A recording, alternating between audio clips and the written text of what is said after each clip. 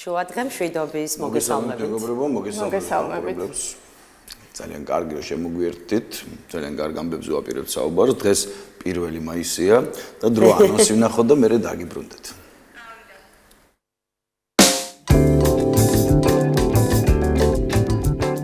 დღეს დიდი შესვენების ეთერში ნახავთ. 1 მაისი შრომისა და სოლიდარობის საერთაშორისო დღეა. გადაცემაში სტუმრად აჭარის დასაქმების სააგენტოს დირექტორი თემურ კახიძე. სწავლა და სამუშაო ბალანსი. გადაცემაში სტუმრად მაგდა ზოიძე. ნახოთ ქეთა ჩუთლაშვილის რუბრიკა დაიმუხტე. რატომ ვერ იცავენ ბავშვები თავს? პირადი სივრცე. გადაცემაში სტუმრად ფსიქოლოგი ირმა ბოლქვაძე. და ბოლოს განათლება და პასუხისმგებლობა, საზოგადოების როლი. თემაზე ვსლად ისაუბრებს ფილოსოფოსი ლალი ანთიძე.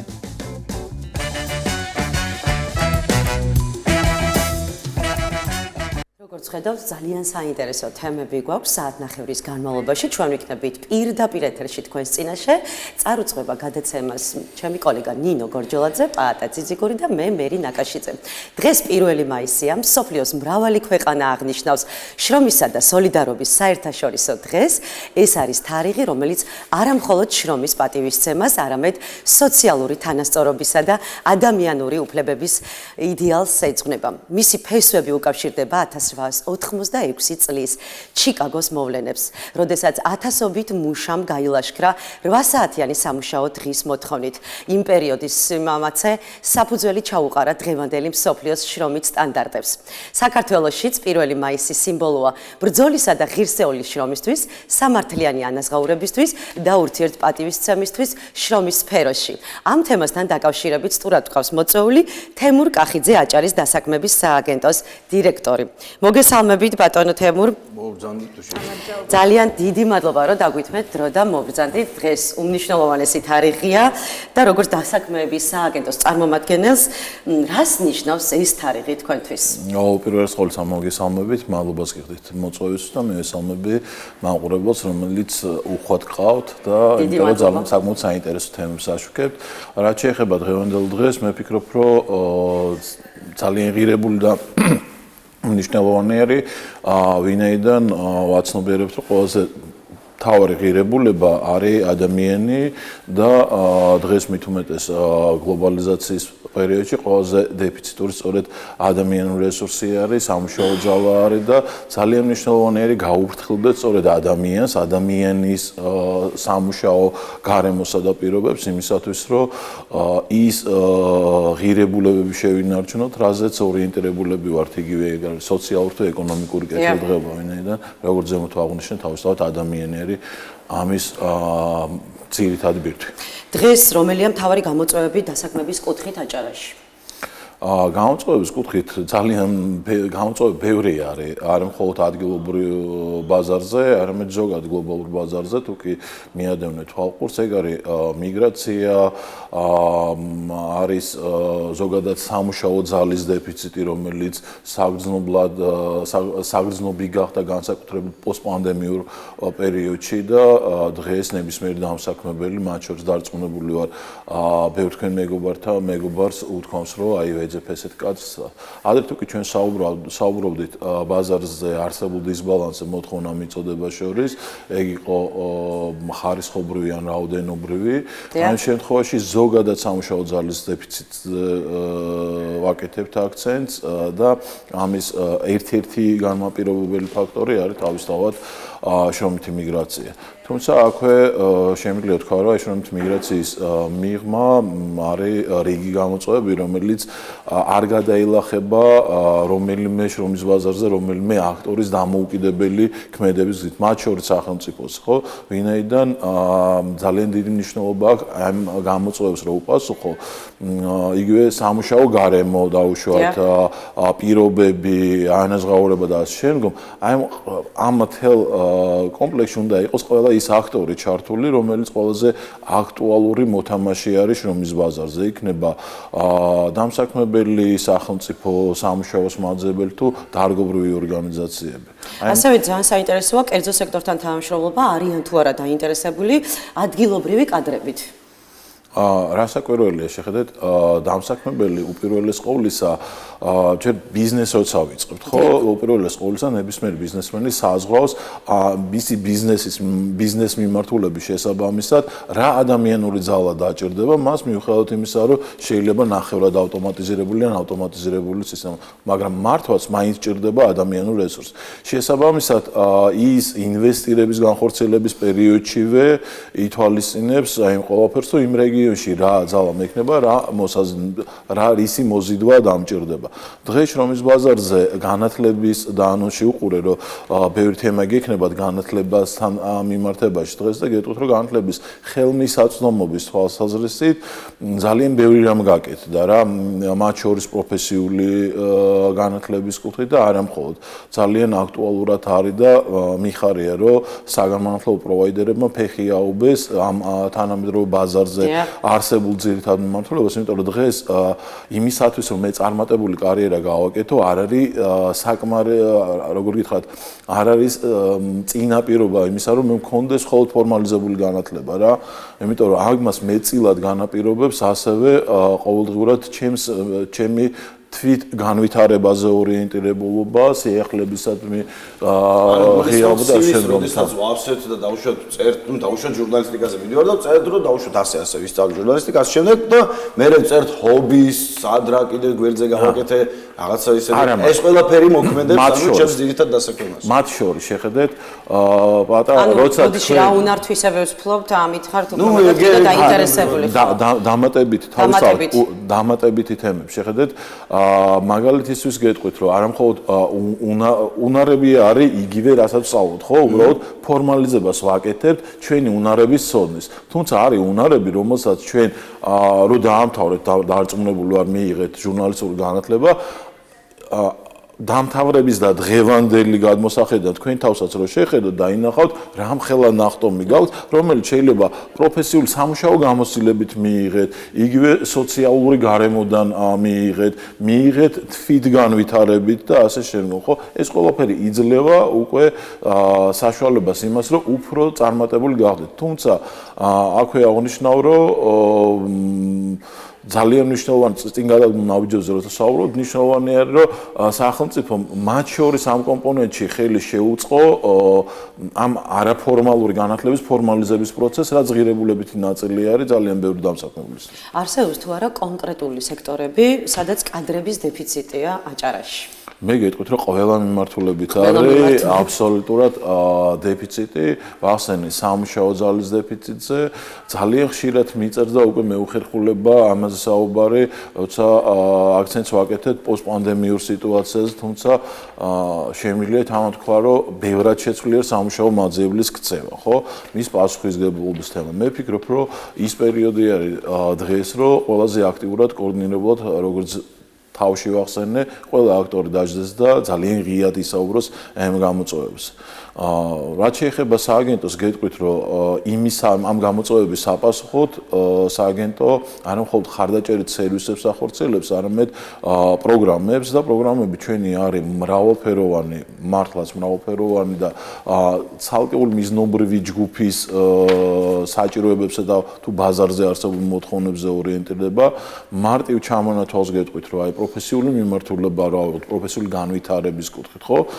პროფესიული უნარების ან პრაქტიკული უნარების განვითარებას გულისხმობ. გვაქვს პროფესიული მომზადება იმ ადამიანებისთვის, ვისაც ბაზარზე მოთხოვნად პროფესიაში უნდათ პროფესიული უნარები განავითარონ. გვაქვს გადამზადება იმ ადამიანებისთვის, რომელსაც სამუშაო გამოცდილება გააჩნიათ, მაგრამ საჭიროებენ კვალიფიკაციის სრულყოფას და სამუშაოსთან თავსებადი გრაფიკით უწყობთ ხელს უფინანსებთ ამას. არის არაფორმალური განათლების აღიარების კომპონენტი და ჩვენი დაფინანსებით საქართველოში მიხარია პირველი პრეცედენტი შეიქმნა და რამოდენიმე დღეში გვექნება დაჯილდოების ღონისძიება და გვაქვს კიდევ 3 აღისრული აღიარება, რაც ძალიან კარგი შედეგი არის.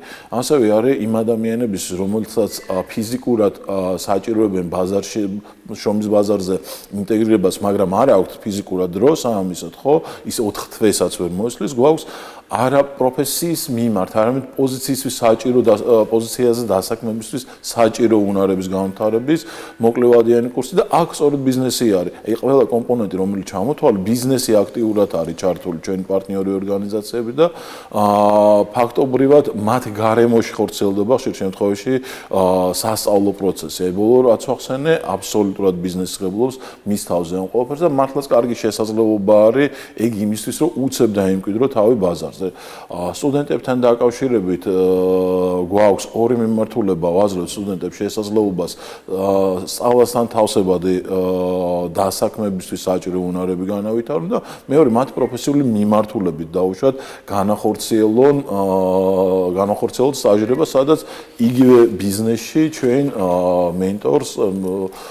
მენტორთა ფორდება ხელშეკრულება, რომ იმან რეალურად პრაქტიკული უნარები გამოუმუშავოს და ბაზარზე არსებული რეალური პრაქტიკული მაგალითებით განუვითაროს ეგ უნარები. კი ბატონო, ასევე საინტერესოა რეგისტრირებული უმუშევრებთან ერთჯერადი დახმარება თუ გრძელვადიანი ხდება ხოლმე თქვენი თანამშრომლობა? ერთჯერად დახმარებაში რას გულისხმობთ, აბა მithქვით? ანუ შესაძლებელია იყოს ესეთი მაგალითად კვირაში ერთხელ, მაგრამ ან აქტიური სახე კონდეს თუნდაც 3 თვიანი კონტრაქტი, 6 თვიანი კონტრაქტი. ანუ როდესაც თქვენ ასაქმებთ, ალბათ ძალიან მნიშვნელოვანია რომ ადამიანმა იცოდეს, რომ დამსაქმებელს აქვს 6 თვიანი კონტრაქტი მინიმუმ. შეხედეთ, ზოგადად როცა ხდება მომხმარებლების რეგისტრაცია სააგენტოს მიმართ, სანდოობაზე მეტყველებს ის, რომ თუნდაც 24 წელი 23-თან რო შევადარეთ, ხო? იმიტომ რომ წელს ახლა პირველ კვარტალის შედარება არ მოგცემს რეალურ სურათს, გეტყვით, რომ მომხმარებლების რაოდენობა მნიშვნელოვნად არის გაზრდილი რა, მათ შორის როგორც სამუშაოს მაძებლების, ასევე დამსაქმებლების, რაც როგორც აღნიშნე მეტყველებს, რომ ვართ ძალიან ღია გახსნილი და მათ საჭიროებებზე ორიენტირებულ სერვისების განვითარებას.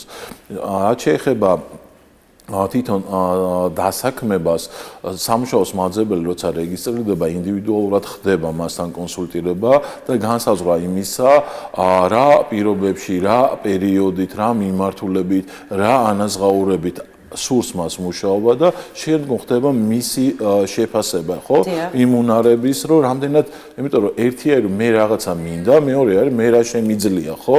სწორედ ამის თავსებადობაზე უკვე ინდივიდუალურად ხდება სამუშაოს მაძებელთან მუშაობა, თუ კი მისი სურვილები აღემატება იმ შესაძლებლობებს ან ბაზარზე არსებულ რეალობას, ამ შემთხვევაში ჩვენ ვცდილობთ ან რეფერირება გავაკეთოთ მის სხვადასხვა პროგრამაში, ან ვიმუშაოთ მასთან, იმიტომ რომ მისი მოთხოვნაში კორექტირება შევიტანოთ. ამიტომ ძირითადად რაზეც ორიენტირებულები ვართ, ეგ არის გრძელვადიანი დასაქმება, რასაკვირველია და თუ კი დასაქმებთ 24 წელს 1300-ზე მეტი სამუშაოს მაძებელი დასაქმდა სააგენტოს საშუალო მომსახურების შედეგად და ეგ არის დაახლოებით 24% მეტი ვიდრე გასულ წელს. ეს დიდი წინსვლა 24%. რამდენად ადვილია მოსული ადამიანის, ანუ ხო, ამბობთ შესაძლებლობები და სურვილი, ხო? ბუნებრივია ხა მეტი სურვილით მოვდივართ ხოლმე ყველა, ვიდრე შესაძლებლობები გვაქვს, მე საუბრობთ, ვერ ყვევით იმაში, რომ ნუ ჯერჯერობით მე ამდენი შემიძლია, კი მინდა ამდენი, მაგრამ შემიძლია ამდენი და აი როგორ თან ხდება, რა პროცენტი თან ხდება იმას, რომ მართლა არ ცოდნია ამდენი და მოდი ვისწავლო. ჩვენი სპეციფიკიდან გამომდინარე, როგორები ვართ ხოლმე აქ საქართველოში. აი, ძალიან კარგი შეკითხვა დასვათ. შეხედეთ, ერთი არის და ეგ ზოგადად არ მხოლოდ დასაქმებასთან მიმართებაში, არამედ ზოგად ჭრილში რო გადავიტანოთ. შეხედეთ, მე მინდა აბსოლუტურად სხვა რაღაცას ნიშნავს და მე მზად ვარ გაცილებით განსხვავებული არ. მე გეტყვით, რომ აი, როცა მაღალ შედეგზე ვსაუბრობ თუნდაც დასაქმებაზე, გეტყვით, რომ 5000-ზე მეტი სამუშაო ადგილი ქონდა.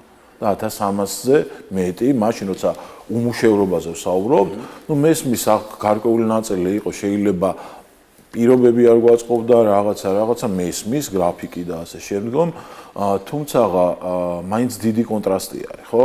ხშირი არის სამწუხაროდ შემთხვევა და ქცევის შეცვლაზე როცა ვსაუბრობ, სწორედ ამაზე ვაკეთებდი აქცენტს, რომ ხშირი არის შემთხვევა, როცა ადამიანებს აქვთ საწყისი, რომ გითხარით, რომ იწყება ურთიერთობა და აფიქსირებს იმით, რა გსურთ თქვენ და სად უნდა გავიდეთ, ხო, იმისთვის რომ შედეგზე გაგიყვანოთ. ამის შემდგომ, როცა გირეკავთ, გეუბნებით, რომ იცით რა პატა, ზუსტად თქვენი რაც გინდოდათ, აი შერჩეული ხართ, აი ესა და ეს ვაკანსია გვაქვს, თანახმა ხარ თუ არა.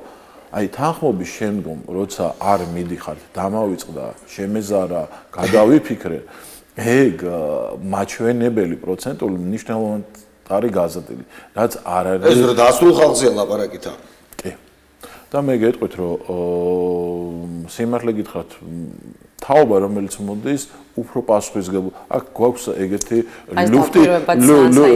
ლუფტი რა ჩავარდნა, აი 45 ზემოთ ეს პასუხისმგებლობა იწევს ზემოთ და რაღაც შუაში ვართ გაჩერებულები რა. სადაც სინდრომი ჩვენთან პირდაპირ ამას ყველაზე შრომითი კუთხით პროდუქტიული რესურსი გრჩება, ან მუდმივ განათლებაში მივდივარ და სულ სწავლობ და რაღაცა ეხლა არა და ეხლა რაღაც. ამ უნდა გადადგა რეალურად ჩვენს კარიერასაც თუ კი გადავხედავთ, დავინახავთ, საიდან დავიწყეთ და რაზე მივდიოდით, სანამ ამ კონკრეტულ შედეგს მივახცევთ, სადაც ეხლა ვარ და ეხლაც არ ვჩერდებით და ვეძებთ, რომ გვერდით რაღაცეები განავითაროთ, იმიტომ რომ ხვდებით უკმარისობის თემა გაქვს საკუთარ თავთან, რომ გაიზარდო. ეგ ძალიან ნორმალურია. ხშირად გვესმის ჩვენ, რომ აი არ არის სამსახური, ვერ მოვიძიეს სამსახური.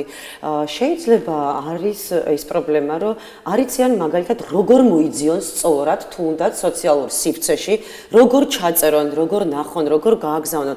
იმიტომ რომ ბევრი ფაქტორი და ბევრი кейსი მსმენია, მსგავსი და როგორც ხედავთ და როგორც მსმენია და ვიწევთ სტუმრებს, ძალიან ბევრი რესურსია, რომ ადამიანი დასაქმდეს და დააკმაყოფილოს თუნდაც ის უნარებიც, იმიტომ რომ მე როგორც ვთქვი, თუ არსებობს, ანუ ყურე, ხშირად შენ ამბობ, რომ სოციალურ ქსელში სწორად უნდა მოიძიო. ბატონ თემურ შეგიძლია მიმართო ხო ორგანიზაცია არსებობს. კი, ოღონდ უნდა იცოდეს რომ მიმართოს ხო, ანუ მოიძიოს სოციალური ქსელი ნახოს. კი, საკმაოდ მე ვფიქრობ, რომ ესეთი ინტენსიური კამპანია გვაქვს და გეტყვით, აი ზუსტად გუშინ ვაფასებდით გარკვეული შედეგებს. გეტყვით, რომ აი თებერვალი, მარტი, აპრილი რო ავიღეთ, იმიტომ რომ იანვარი ხა პასიური პერიოდი ქონდა, ჩვენც 200 აი ჩართულობა ქონდა სადღაც 200,000-ზე მეტი. რა ძალიან დიდი მაჩვენებელი არის სოციალურ ქსელებიდან ვსაუბრობ რა. სხვადასხვა პროგრამის ფარგლებში და სხვადასხვა მიზნობრივ სეგმენტზე გათვლილი. და გაცილებით მეტი ნახვები იყო. თუმცა აი უკუგებასაც ვსაუბრობ, ის არ არის. რაც წესით უნდა მოყოლოდა ამ ყველაფერს. მეც გეტყვით, ეხლა არ მინდა მხოლოდ სამუშაო მაძიებლების ჭრილში ვისაუბრო, მე წეგან თქვი, რომ ყველა აქტორს აქვს სამუშაო, მათ შორის სახელმწიფოს კუთხით არის უფრო ქმედითი ნაბიჯები გადასადგმელი, ფიქრობ. მაგალითისთვის გეტყვით, მაგალითად დამსაქმებლები როცა ვსაუბრობთ, დამსაქმებლები როცა საუბრობენ უფრო სწორად ახალი სამუშაო ძალის დეფიციტზე, მე პარალელურ რეჟიმში უნდა მქონდეს ჩემთან მექანიზმები იმისთვის, რომ ვინც მუშაობს, ახალი ტალანტები ხშირად გვესმის, ხო, ეგ სიტყვები ახალი ტალანტების მოძება. ის ვინც მუშაობს, იქიდან გადინება რომ არ მქონდეს რას ვაკეთებს ამის, ხო? ეგ არანაკლებ ძალის ხვევის შედეგი არის. ანუ დღეს არ არის ხელფასი, მხოლოდ ხელფასი, უფრო მართებულად რო ვთქვათ, მამოტივირებელი იმისა, რომ გადინება მოყვეს სამუშაო ძალის, ხო? თუ კი შენთან სხვა ბენეფიტს ღებულობს, ხო? ბენეფიტში გულისხმობ მე ნორმალურ პირობები, კარიერულ განვითარების შესაძლებლობა და ასე შემო. თუ კი მე პერსპექტივას ვერ ხედავ ამ პროფესიული მიმართულებით კონკრეტულ კომპანიაში განვითარებისა, ამ შემთხვევაში ჩემი мотиваცია იკლებს და თავისთავად ერთადერთი მასტიმულირებელი რჩება უკვე ანაზღაურება. ამიტომ შიდა მექანიზმები ერთი არის რომ მე მოვიზიდე, მაგრამ სულ მოზიდვაში ხარ უნდა იყო და იზომო იმაზე რომ ანუ ამ შემთხვევაში ან მეორე თემა არის შეხედეთ უკაცრავად და დავასრულებ მეორე თემა არის როცა სწავლის შედეგი არ შეესაბამება კომპანიის მოთხოვნას. აქაც აცდენაში ვართ, ანუ ადამიანი დაიხარჯა გარკვეული რესურსი, მაგრამ ის არ პასუხობს იმას, რაც კომპანიას უნდა. თუმცა ამ კომპანიამ ზუსტად უნდა იცოდეს რა ჭირდება მას. ხო, ხშირ შემთხვევაში აქაც ამ მსგავსი ტიპის კომპანიებს არ შეიძლება ერთი და იმავე პოზიციის მიმართ რადიკალურად განსხვავებული თემა ჰქონდეს. ხშირი არის შემთხვევა და არასწორი მიდგომა, როცა ორ პოზიციას ერთ რაღაცაში ვაერთიანებთ, რაღაცას ვარქმევთ იმისათვის, რომ თავისთავად мотиваცია დაბალი იქნება, რომ აგიც უნდა გააკეთოს და ისიც. არა. თუკი ამ პროფესიის უკან, იმიტომ რომ ყველა პროფესიას აქვს მეც გეტყვით არა მხოლოდ უნარების ცოდნა, არამედ სამედიცინო უკუჩვენებაც, ხო? რაღაც შემთხვევაში რაღაცის გაკეთება არ შეიძლება. ან რაღაცისთვის კონკრეტული გარემო არის საჭირო. როცა შრომის უფლებებზე ვსაუბრობთ, ხო, ყველაფერი, ერგონომიკა, განათება, გარემო, ამ ყველაფერს აქვს მნიშვნელობა, იმიტომ რომ თუკი ამას უგულებელყოფთ და მე სტატისტიკას ვეცნობოდი ამასინად და მადლობას ვისარგებლეთ ეთერი და მადლობას გადავხდი შრომის ინსპექციის სამსახურს, ვინაიდან მათი ძალისხმევის შედეგი არის ის, რომ სადღაც 57%-ზე მეტად შემცირებული არის ფატალური შემთხვევების რაოდენობა, რაც ძალიან მნიშვნელოვანი არის რა. იმიტომ რომ თუკი მოუფრთხილდებით ადამიანს და ჯამრთელ გარემოს შეუქმნი, ამ შემთხვევაში ის უფრო სტრესი იქნება, არც ნეგატივი და ატმოსფერო იქნება შესაბამისი და ადამიანს მოუნდება ანაზღაურების გამოგიარა გარემოს გამო. პირველი გამოსვლა სწორედ ამას ეხებოდა უფლება. ხო, ახლა დღევანდელი ადამიანებისთვის შეიძლება წარმოუდგენელი, ახლა ვინც არ იცის ეგაბება, რა იყო რეალურად 15 საათიანი სამუშაო წარმოიდგინეთ კვირაში, 5 დღე რომ მუშაობთ 15 საათში. ამამბის მერე იქ სვერვლის მოყვა რაღაცებს შევცირდა 8 საათამდე და დღეს ვამბობთ რომ 8 საათი და ამბავია და ზოგ ქვეყნებში უკვე 6 საათამდე და 4 საათამდე ის კი ჩავა. მე გეტყვით იაპონია მაგალითად სადაც ოფიციალურად უკრძალავენ რომ სამსახურში აღარ გაჩერდეთ. ალბათ გააჩნია სფეროსაც, იმიტომ რომ თეატრში 4 საათში როლს ვერ შეგვიდა 10 საათი. ხო, მაგრამ ყოველ შემთხვევაში გაიგრძელებენ ახლა შენ თუ გინდა დარჩენა და შენი ბიზნესია მაგალითად შენ არავინ არ გიგრძელოს შენ სამუშაო ადგილზე 24 საათი. არის მიმართული მაგიტო ამ არ შეიძლება რაღაცა აბსოლუტურად არ შეიძლება ყველაფერს რაღაც ერთი ფორმულით იანგავოს, ხო? აი ის განსაკუთრებით ის მესმის ყველა პროფესიაში შემოქმედებითობას დიდი მნიშვნელობა ენიჭება, მით უმეტეს დღეს საერთაშორისო ბაზარზე, როცა სხვადასხვა ინსტრუმენტები შემოდის და სხვადასხვა დამატებითი შესაძლებლობები და ამავე დროს გამოწვევები ჩნდება, მათ შორის ხელოვნური ინტელექტის კუთხით, გეტყვით რომ შემოქმედებითობა მაინც არის ის პროცესი, რომელსაც რაღაც აქიდან აქამდე დიდად ვერ დაუწესებს. ეგ შემოქმედებითობა ზუსტად იმის შედეგია, რომ მრავალხილი განათლება და ინფორმაცია გქონდეს, იმიტომ რომ ვიწროდ რა სპეციალობასაც არ უნდა გაყვე და რა სპეციალისტიც არ უნდა იყო, თუ შემოქმედებითად არ ფიქრობ, შენ უბრალოდ იქნები იმ ძველი რეკომენდაციების შემსრულებელი, მაგალითად და შემოქმედებითად როცა აზროვნებ, შენ იგონებ ახალ მეთოდებს, ახალ ტექნიკას, თუნდაც ხელოვნური ინტელექტი ჰაერიდან არ გაჩნდა, ხო? თაობების მუშაობა ჩაიდო ამაში. თაობების მუშაობა და თაობები დებს მუშაობას უბრალოდ შეხედა კიდევ ერთხელ ვამბობ, ყველაზე მნიშვნელოვანი არის ის, რომ სწორედ მოხდეს ამის ინტეგრირების თემა. მე მეც გეტყვი, იმხელა რესურსი არის ჩადებული, რომ დღეს რაც გონია, ვაუ, რა მაგარი არის 30 წლისთვის გაგვეღიმება გულწრფელად გეუბნებით და დღეს თუკი ძალიან ცოტა დრო დარჩა იმისთვის, ფაქტობრივად 5 წელი, რომ თაობა რეალურად განათლების სისტემა შენი გადააწყო იმაზე, რომ 30 წელს როცა ეს ინტენსიურად შემოვა, ამისთვის იყოს ახალგაზრდა თაობა მზად. და მე გეტყვით, დღეს ჩვენ ამისთვის არა ვართ მზად. სამწუხაროდ. როდის ვიქნებით მზად? ეგ არის კიდევ ერთხელ ამბობ, აი ყველა უნდა გაითავისოს და ეტაპობრივად დაიწყოს ამ სიახლეების შემოტანა მის ყოველდღიურობაში. არა მხოლოდ სამუშაო გარემოში, არამედ ყოველდღიურობაში. ამის აუცილებელი არის სწორედ რასაც გავუსვი ხაზი, არა მხოლოდ ფორმალიზებულ განათლების კომპონენტებში იდოს ეგ ყველაფერი, არამედ გაიხსნას კარი, რაც შეიძლება და ხელმისაწვდომობა ბევრი მათ შორის არაფორმალური განათლების კუთხით რა. ძალიან დიდი მადლობა. მშვიდობებით წარმატებებს გისურვებთ და სტატისტიკის მიხედვით უფრო მეტი ზრდა ყოფილიყოს მომავალ წელს. სტუმრად ყავდა თემურ კახიძე, აჭარის დასაქმების სააგენტოს დირექტორი.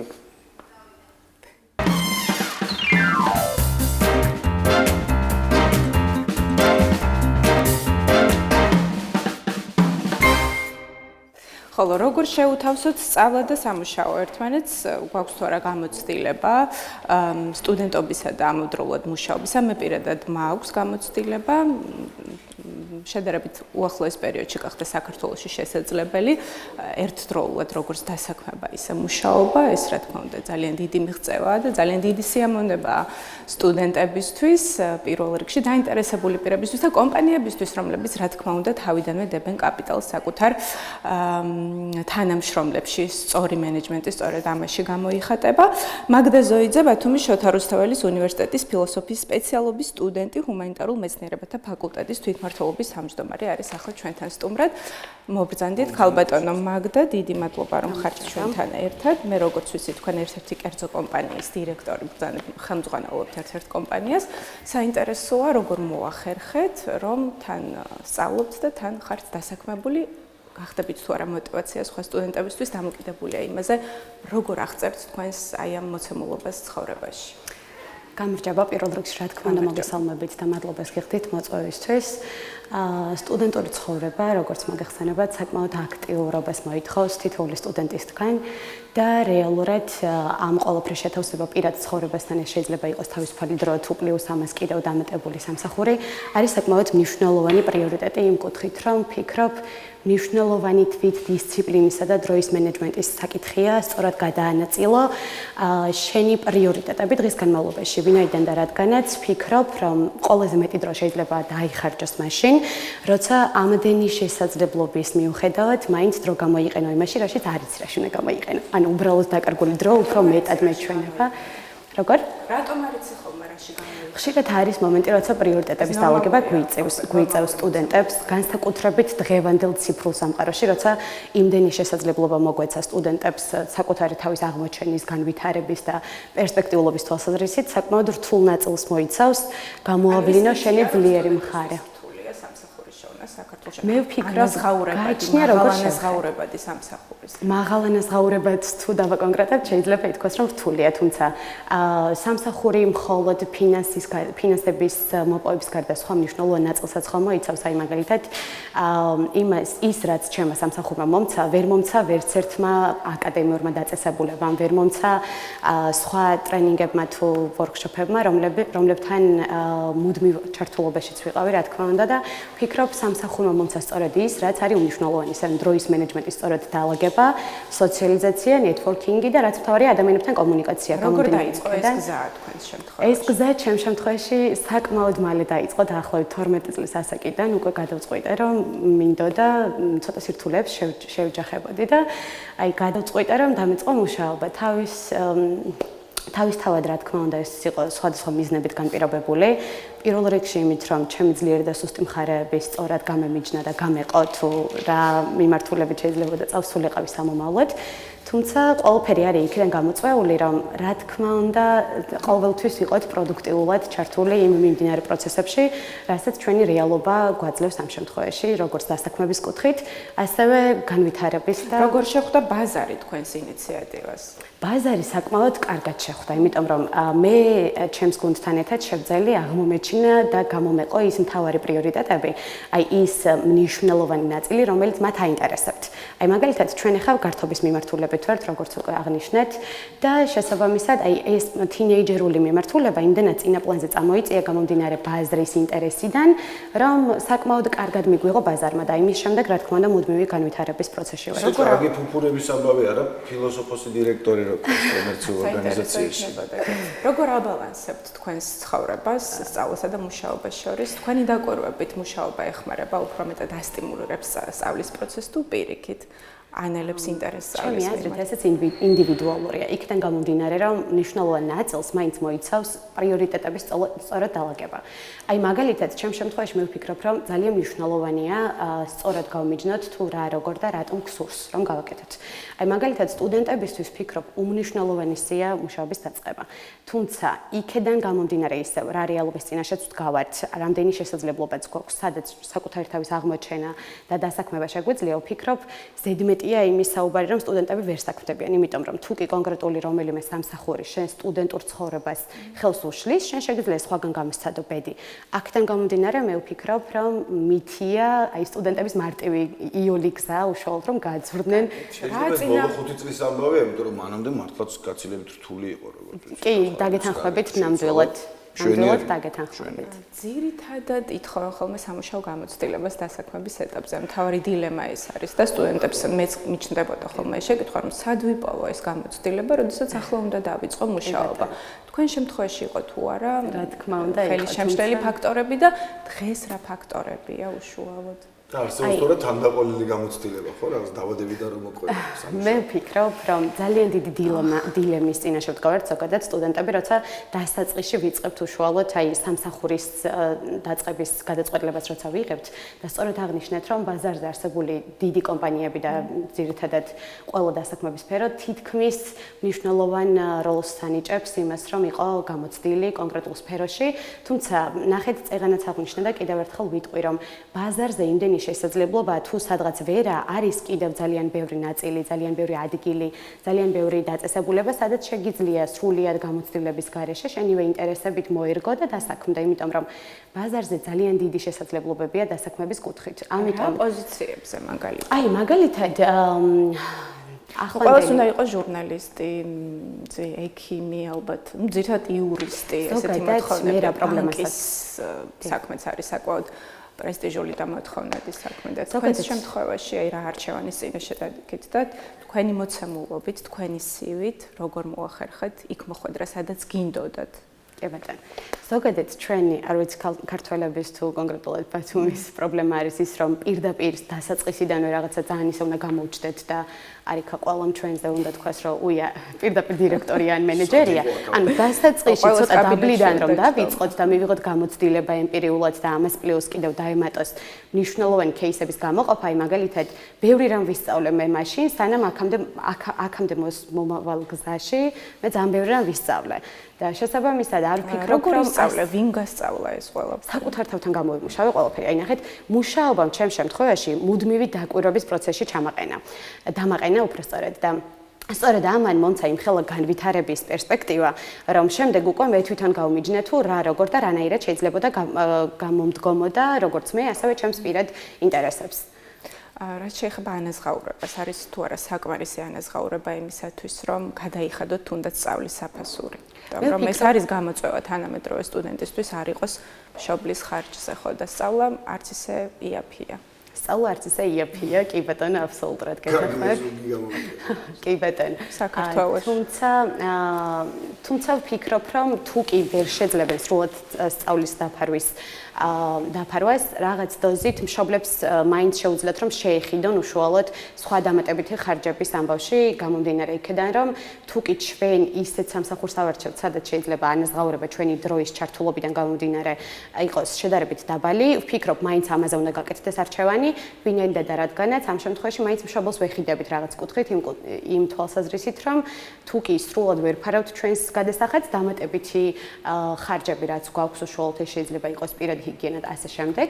ამ ყველაფერშიც ვაკლდებით ფაქტობრივად ჩვენივე თავს ჩვენ თვითონ ვუღლით. საქართველოში ისიც შეგვიძლია დავამატოთ, რომ ხო მშობელი კრედიტს არ გვაძლევს. ხო მშობელს თუ შეუძლია აუცილებლად დაინტერესებულია იმაში, რომ ჩვენ ასე გავშალოთ ფრთები და შემდეგ უკვე შევდგეთ. ახლა ეს არა ის, რომ მე შენ რაღაცა მართლა კრედიტს გაძლევ და შენ რო გაიზრდები და სამუშაოს დაიწყებ, მე რო უკან დაიმბრებ. არა, მე შენ პასუხისგებლობა მაქვს შენზე აღებული, ყველანაირად კი 18 წლამდე ფორმალურად, მაგრამ ნუ მერეც, იმიტომ რომ შენ 18 წლის ასაკში უბრალოდ ვერ დაიწყებ ისეთ სამსახურს, მართლა ისეთი გამოცდილებით, რაც შენ ახსენე, რომ აი პირიქით რაღაცები გავაკეთო. მე რა მაინტერესებს ფილოსოფოსი ერთის მხრივ შეიძლება რაღაც პროფესიებს მოერგოს, ხო, ადვილად, იმიტომ რომ მაინც ფიქრია შენი მთავარი საქმიანობა და ამ ფიქრთან ძალიან ახლოსა რაღაც რიგი პროფესიების, მით უმეტეს, როდესაც ხელმძღვანელი ხარ, როდესაც გჭირდება კომუნიკაციის უნარი, ორატორული ნიჭი, ორგანიზება და ასე შემდეგ. მაგრამ რა უნდა გააკეთოს, მაგალითად თუ გამოცდილება იმეს თუ გაიგიათ, აი ფიზიკოსია. ფიზიკოსია, ახლა ფიზიკის ლაბორატორიები საქართველოში ყოველ ქალაქში არ ყრია ეს ერთი. მე ფიზიკოსი, რომელიც 24 საათი უნდა ფიქრობდეს ფორმულებზე, რომ მე ნუ ბჭყალებში ნობელის პრემია აიღოს, უცებ უნდა დასაქმდეს დაუშვათ სადმე კონსულტანტად მაღაზიაში და რამდენად შეძლებს ამას, რომ გაითქვიფოს ისეთ რაღაცებში, რაც ბუნებრივად არ ახასიათებს, იმიტომ რომ ძირითადად ეს არის ხალხი, ვინც ოდნავ ინტროვერტულები არიან, ეს როგორც პლუსი ამ შემთხვევაში და ისინი უნდა იყვნენ კონცენტრირებული ამ ფორმულების წერაში, რაც ვიღაცისთვის აბსოლუტურად გაუგებარია. კი ბატონო. ბაზარზე ნამდვილად გვაქვს ამის პრობლემა, იმიტომ რომ აკადემიურ სივრცეში ძირითადად რა მიმართულებაც არის ჩვენი კონკრეტულად პრიორიტეტი, რაც გვაქვს გამოყოფილი, რაც არის ჩვენი ძლიერი მხარე ან სამომავლო პერსპექტივაც, რაშიც ვხედავთ როგორც ჩვენი კარიერული, ასევე ფინანსური ამბავი ნაწილით. აი, ამ შემთხვევაში ბაზარზე ნამდვილად ჭირს ზუსტად მოერგო შენივე პროფესიას და ზუსტად იმ პროფესიით დასაქმდე. აი, მაგალითად, ჩემ შემთხვევაში ცოტა გამიმართლა იმ კუთხით, რომ ძალიან ადრე დავიწყე და ცოტა ვიპოვე საკუთარი თავი და საკუთარ ბიზნესშიც კი შევედი. თუმცა სხვების შემთხვევაში რას მთავაზობენ? აი, სხვების შემთხვევაში ნამდვილად რთული დილემაა, იმიტომ რომ თუ კი არის ფიზიკოსი, ან თუნდაც სამედიცინოზე სწავლობს, მაინც უწევს კონსულტანტად მუშაობა გრაფიკიდან გამომდინარე, ან კიდე ისეთ სამსახურში მიმტანად მუშაობა, ან ასე შემდეგ, ძირითადად სადაც უფრო აქტიური მოთხოვნადი ნაწილი რაც არის ბაზარზე და ვფიქრობ, რომ ამ კუთხით ნამდვილად არ არის თანხვედრა შენს პროფესიულ საქმიანობასა და დასაქმების პრაქტიკულ გამოცდილებას შორის. თქვენ იმდენი მოახერხეთ, რომ შექმნით საკუთარი კომპანია სტუდენტობის დროს. ვის დასაქმებაზე ხართ ახლა ორიენტირებული? საინტერესოა თქვენი ჯგუფელები, თქვენი კურსელები თუ მუშაობენ. ჩემს და რამდენად მკაცრი ხართ კრიტერიუმებში? შემიძლია ვთქვა, რომ საკმაოდ მომთხოვნი ვარ. გამომდინარე იქიდან, რომ ესეთ პატარა ასაკში მე თვითონ შევძელი, რომ საკუთარი ბიზნესი მქონო და აქამდე ლოგიკურია, რომ მარტივი გზა არ ყოფილა და ბევრ დილემას შევეჯახე, რომელიც გადალახვაც სრულად მარტოს მომიწია. აქედან გამომდინარე, მაქსიმალურად სრულად ორიენტირებული და კონცენტრირებული ვარ მხოლოდ და მხოლოდ სტუდენტებზე. იქიდან გამომდინარე, რომ პირველ რიგში მინდა მათ შესაძლებლობები დაინახონ, თუ კონსულტანტად არ უნდათ მუშაობა და ან სხვა რომელიმე კომპანიაში და დაწესებულებაში შეუძლიათ სულ სხვა მიმართულებებით, სადაც საკუთარი ინტერესებს და რომელსაც საკუთარი ინტერესებს დაუკავშირებენ, ზუსტად იმ ადგილას მოვიდნენ და უფრო კომფორტული გარემო შეიქმნენ. ჩემ შემთხვევაში ცოტა მაქსიმალისტი ვარ და თუ კი მაქსიმალურს ავლენენ საკუთარი თავისას, რა თქმა უნდა სრულიად მადლიერების გრძნობა მაქვს, თუმცა თუ კი დავინახე რომ ვიღაც სადღაც ზარმაცობს, რა თქმა უნდა ძალიან მომთხოვნი ვარ. მაგრამ მაგლიერება ფინანსური კუთხითაც გამოიხატება. აბსოლუტურად. აბსოლუტურად. მაგრამ გაიმეორე რომ 12 წლის ასაკიდან ვარ დამოუკიდებელი. უნარები, რომელსაც შემფლობ, რა თქმა უნდა, ყველას არა აქვს. რამ განაპირობა ის ყველაფერი ბუნებრივად, გენეტიკურად გაქვს თუ მშობლების ჩართულობაც აქ იყო უმნიშვნელოვანესი?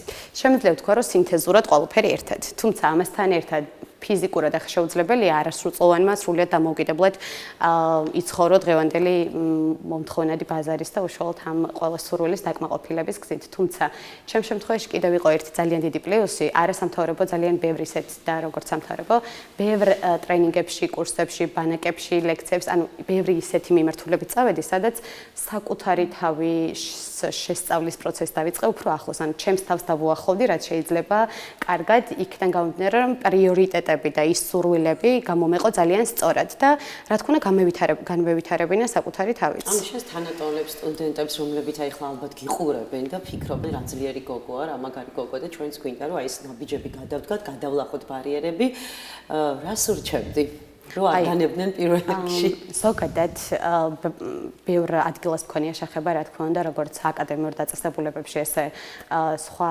არაფორმალურ გარემოსთანაც და ვფიქრობ, სადაც სტუდენტები თუ ახალგაზრდები მივლენ, ერთ კონკრეტულ გარემოზე არასდროს უნდა იყვნენ დამოკიდებულები.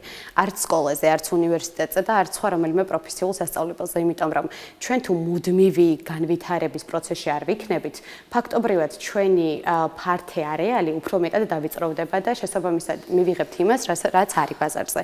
ანუ მხოლოდ ვიწრო დისციპლინურ სწავლას, მხოლოდ ვიწრო დისციპლინურ განვითარებას და ამას არ ექნება ინტერდისციპლინური მიმართულება, ანუ უფრო ფართე სპექტრი, სადაც ყოველთვის გაქვს სიახლეების მიღების, განვითარების შესაძლებლობა და ვფიქრობ, სწორედ აქედან მოდის ბევრი ისეთი მნიშვნელოვანი ნაწილი, რაც ძალიან დიდ როლს თამაშობს ჩვენს ცხოვრებაში. პრინციპში პირველ სტუმრად იგივე აღნიშნა, რომ ძირითადი საქმიანობის გარდა უნდა შეგეძლოს, ანუ რაღაც ინტერესებით დაიკმაყოფილა შენი ცხოვრვილი იმისთვის, რომ მეტი იყო, ვიდრე იყავი გუში. კი ბატონო, მეც ასე ვფიქრობ ზუსტად. დიდი მადლობა მაგდა, მოკლედ გესურვებთ წარმატება. სამომავლო გეგმა რა არის თქვენი? თქვენს პროფესიას როგორ შეუთავსებთ მომავალში? მე ამჟამად ვფიქრობ იმდენად კარიერას, არსებულ კარიერას. დიახ. მე ამჟამად ფიქრობ იმდენად საინტერესო მიმართულებით წავედი, მოგეხსენებათ ფილოსოფიის კუთხით, რომ საკუთარი თავი მგონია რომ ჯერ კიდევ რაღაცების აღმოჩენის პროცესი წინ მაქვს. ჯერ კიდევ ბევრი ისეთ მნიშვნელოვანი ნაწილს აღმოვაჩენ ჩემს თავში, როგორც შესაძლებლობების კუთხით, ასევე სხვა ინტერესის სფეროს კუთხით, რომლის განვითარებაზეც ვიფიქრებ, იმიტომ რომ ჯერ ახალგაზრდა შეიძლება ველოდოთ, დავუშვათ რახან ბიზნესთან გაქვს შეხება და თან ფილოსოფიაში რაღაც ნაშრომის სახით, წიგნის სახით რომ გამოიცეს, ფილოსოფიური შეხედულება ბიზნესის მართვის ან მონაწილეობის და დავუშვათ ვიღაცისთვის ეს სამაგიდო წიგნი იქნება. აბსოლუტურად არაფერია გამორიცხული. ჩემს შემთხვევაში განსაკუთრებით, იმიტომ რომ არ მიყვარს საკუთარი თავის ჩარჩოში ჩასმა და აი, მოდი ეს გააკეთე და კმაყოფილი იქნება. არასდროს ვარ კმაყოფილი მით რასაც ვაკეთებ და ლოგიკურია აქედან მოდის უკვე მუდმივი მოთხოვნა საკუთარ თავთან, რომ მიდი მეტი გააკეთე, კიდევ მეტი შეგიძლია, ეს არაფერია და აქედან გამომდინარე, სადაც კმაყოფილება იწყება, ჩემი აზრით, იქ განვითარება მთავრდება. აი, სწორედ სტუდენტებსაც და ყველა ახალგაზრდას, რომლებიც ახლა ჩვენ გვიყურებენ, ყველას ვუსურვებ, რა თქმა უნდა, უდიდეს წარმატებას, წარმატების მწვერვალების დაპყრობას, როგორც ძალიან მიყვარს ეს ფრაზა, უნდა გამოვიყენო, თუმცა მაინც მუდმივი განვითარების პროცესში აქტიურ ჩართულობას, რომელიც შეიძლება საკმაოდ დიდ დილემურ ნაწილსაც წარმოადგენდეს დროის სიმცირის ნაწილში, კიდევ საკუთარ თავთან მარტო დარჩენის მომენტში, თუმცა რაც არ უნდა იყოს, ბოლოს შედეგს აუცილებლად მოიტანს. კმაყოფილებისთვის კვირაში ერთი დღე მაინც უნდა გამოვიყო ხო სულში 8 დღე კვირაში. თულია ნამდვილად, მაგრამ ყოველთვის გაქვს შინაგანად ამის სიამაყე საკუთარ თავთან, რომ ეს შევძელი და ეს იმაზე დიდი რამაა, ვიდრე თავისუფალი დრო და კიდევ ბევრი რამ ცხოვრებისეულად. ხო, აი შრომის სიყვარული არის ალბათ ერთ-ერთი მთავარი გასაღები მიზნების მიღწევისკენ, რაც გააჩნია ადამიანს ინდივიდს. დიდი მადლობა მაგდა, გისურვებ წარმატებას და უფრო დიდი შესაძლებლობების გაჩენას თქვენს ცხოვრებაში, რათა უფრო მეტი ადამიანი დაასაქმოთ სამომავლოდ, ეს ძალიან დიდი სიკეთე იქნება ქართული მოსახლეობისთვის, საქართველოს მოსახლეობისთვის. მაგდა ზოიძე იყო ჩვენი სტუმარი, უნივერსიტეტის ფილოსოფიის სპეციალობის სტუდენტი, ჰუმანიტარულ მეცნიერებათა ფაკულტეტის თვითმმართველობის თავმჯდომარე. მადლობა დიდი. ნახვამდის.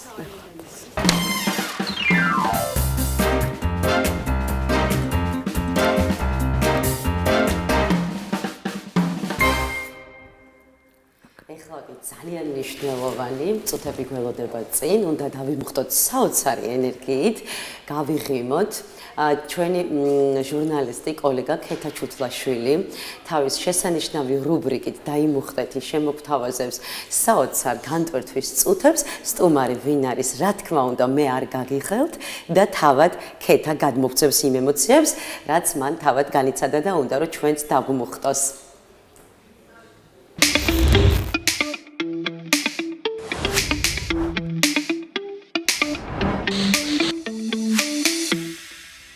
გამარჯობა, კარგად მოემზადეთ, რადგან ახლა იწყება ენერგიით დატვირთული თავგადასავალი. ეს არის რუბრიკა დაიმუხტე, სადაც შიშს არ აქვს ადგილი. მოდით ერთად ვიგრძნოთ სიჩქარე, დავეშვათ სიმაღლიდან და უკან მოვიტოვოთ ყოველგვარი სტრესი, დაღლილობა და უარყოფითი ენერგიები. წავედით! ობა! მეშინი! არა. ცოტა ვინერვიულა, 1.5 კილო დავიკელე. ძალიან მაგარია. ადრე ერთი დუბლი პირველი, მადარ. რამდენი აქტივობა გაქვთ ლოკაციაზე? დავიწყოთ პირველი ზიპლაინი გვაქვს 550 მეტრიანი, შემდეგ გვაქვს თოკების პარკი, ასევე გვაქვს ველოსიპედი ტროსზე, ბაგირზე, რომელიც კვეთს მდინარეს, გადადის მეორე მხარეს და გადმოდის უკან. მაქსიმუმ რა ასაკის ადამიანი ყოლიათ? 80-85 წელსაც ყოფილი. 75% სრულად გადის აქტივე სექციას და რა თქმა უნდა 30-25% ბოლომდე ვერ გადის. ეს სირთულიდან გამომდინარე. უსაფრთხოების რა მექანიზმები გაქვთ? ყველაფერი არის ორიგინალი, დაწყებული ბაგირიდან დასრულებული პლატფორმებამდე, ყველაფერი არის უმაღლესი ხარისხის. აი უნიფორმის ნაკერებიდან დაწყებული როლიკების ჩათვლით ვამოწმებთ აბსოლუტურად ყველაფერს. აი პირველად რომ ეშვებით ზიპლაინზე რა ქმნის ყველაზე დიდ შთაბეჭდილებას? ხედი, მდინარის ხედი არის, მდინარეზე ზემოდან მიდის ბაგირი და ამასთანავე ადრენალინი რა თქმა უნდა. სამი ოქროს წესი რაც აუცილებლად უნდა გავითვალისწინოთ. პირველი რა თქმა უნდა უსაფრთხოება, მეორე ინსტრუქტორის მითითება და მესამე რაც მთავარია მაქსიმალური სიამოვნების მიღება. ზიპლენით დაშვება უფრო შიშის გადალახვა თუ სიამოვნების მიღებაც? პირველ ეტაპზე არის ცოტა შიში, აი შემდეგ ეტაპზე უკვე სიამოვნება. რა არის აქაურობის მთავარი მაგია, რატო უნდა ესტუმროს ვიზიტორი? ულამაზესი ბუნება გვაქვს, სუფთა აერი, ჯანსაღი გარემო, დაწყებული ზიპლაინიდან, თოკების პარკიდან, ველოტრასიდან, დამთავრებული კვადროციკლების ტურით. მაშ ასე დავიწყოთ. პირველი ეტაპი არის ვაცმევთ ვიზიტორს უნიფორმას, ვარგებთ თავისი სიმაღლის და წონის მიხედვით. შემდეგ ვახურავთ ჩაფხუტს, აუცილებელი არის ჩაფხუტის დახურვა. სრული ეკიპირების შემდეგ შეგვიძლია დავიწყოთ დაშვება და ისიამოვნოთ მაქსიმალურად. მე სრულიად მზად ვარ. თუ ვიკივლე არ შეგეშინეთ, ეს ჩემ ბედნიერების ხმა იქნება. წავედით. I believe I can fly. I believe. გადავხედოთ, აბა რა ხდება. ერთი ფოტო გადავიღეთ. ეს ჩემი პირველი გამოცდილებაა და წავიდა.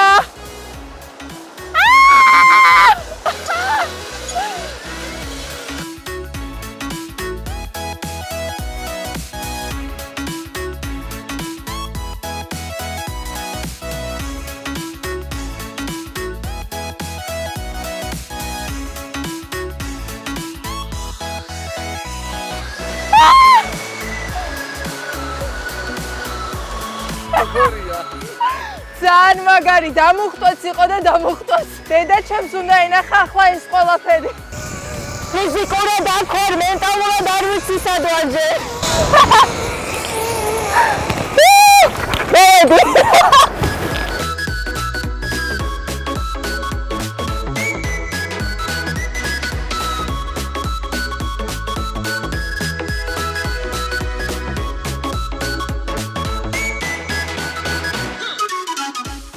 ნათქვამია ცხოვრება ბეწვის ხიდიაო. პირველი ეტაპი გადგათხოვიარე. ვაი, ეხლა მგონია რომ თევზი ვარ. აქრეზე ცოტა ხანი წამოვწვე და დავისვენო. მსგავსი ემოციებით ნამდვილად ღირს აქ მოსვლა. ესეც ასე. მეორე დავალება შესრულებულია. ცხოვრება რისკიაო ამბობენ.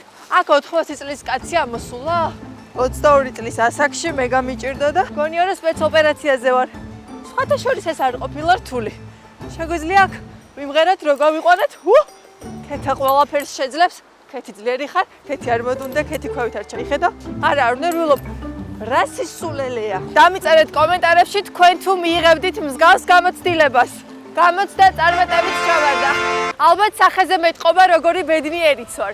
თავისუფლება იწყება აქ, ჰაერში, სიჩქარეში, ყვირილში. ერთხელ აუცილებლად უნდა გამოსცადოთ და მიხვდებით რომ თავგადასავალი ერთი ნაბიჯით იწყება. მომავალ შეხვედრამდე.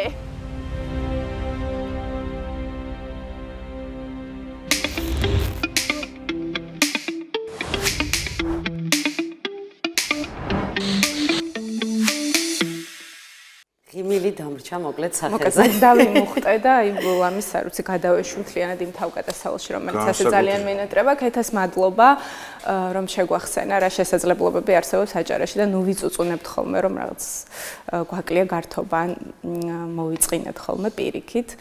ძალიან დიდი მრავალფეროვნება არის ჩვენს რეგიონში ამ თვალსაზრისით. კიდევ ერთხელ მას დიდი მადლობა მართლა დავიმუხტე. ამართლებს რუბრიკა მოკლედ თავის სახელს. ხო, ერთია რომ ცოტათი შურით იფსები, როდესაც კაბზე გიწევს ყოფნა ან სავარძელში და აქედან უყურებ როგორ დარბის ადამიანი და როგორ იმუხტება ენერგიით. შეიძლება გააკეთო რამე აქტიური რუბრიკა არ არის.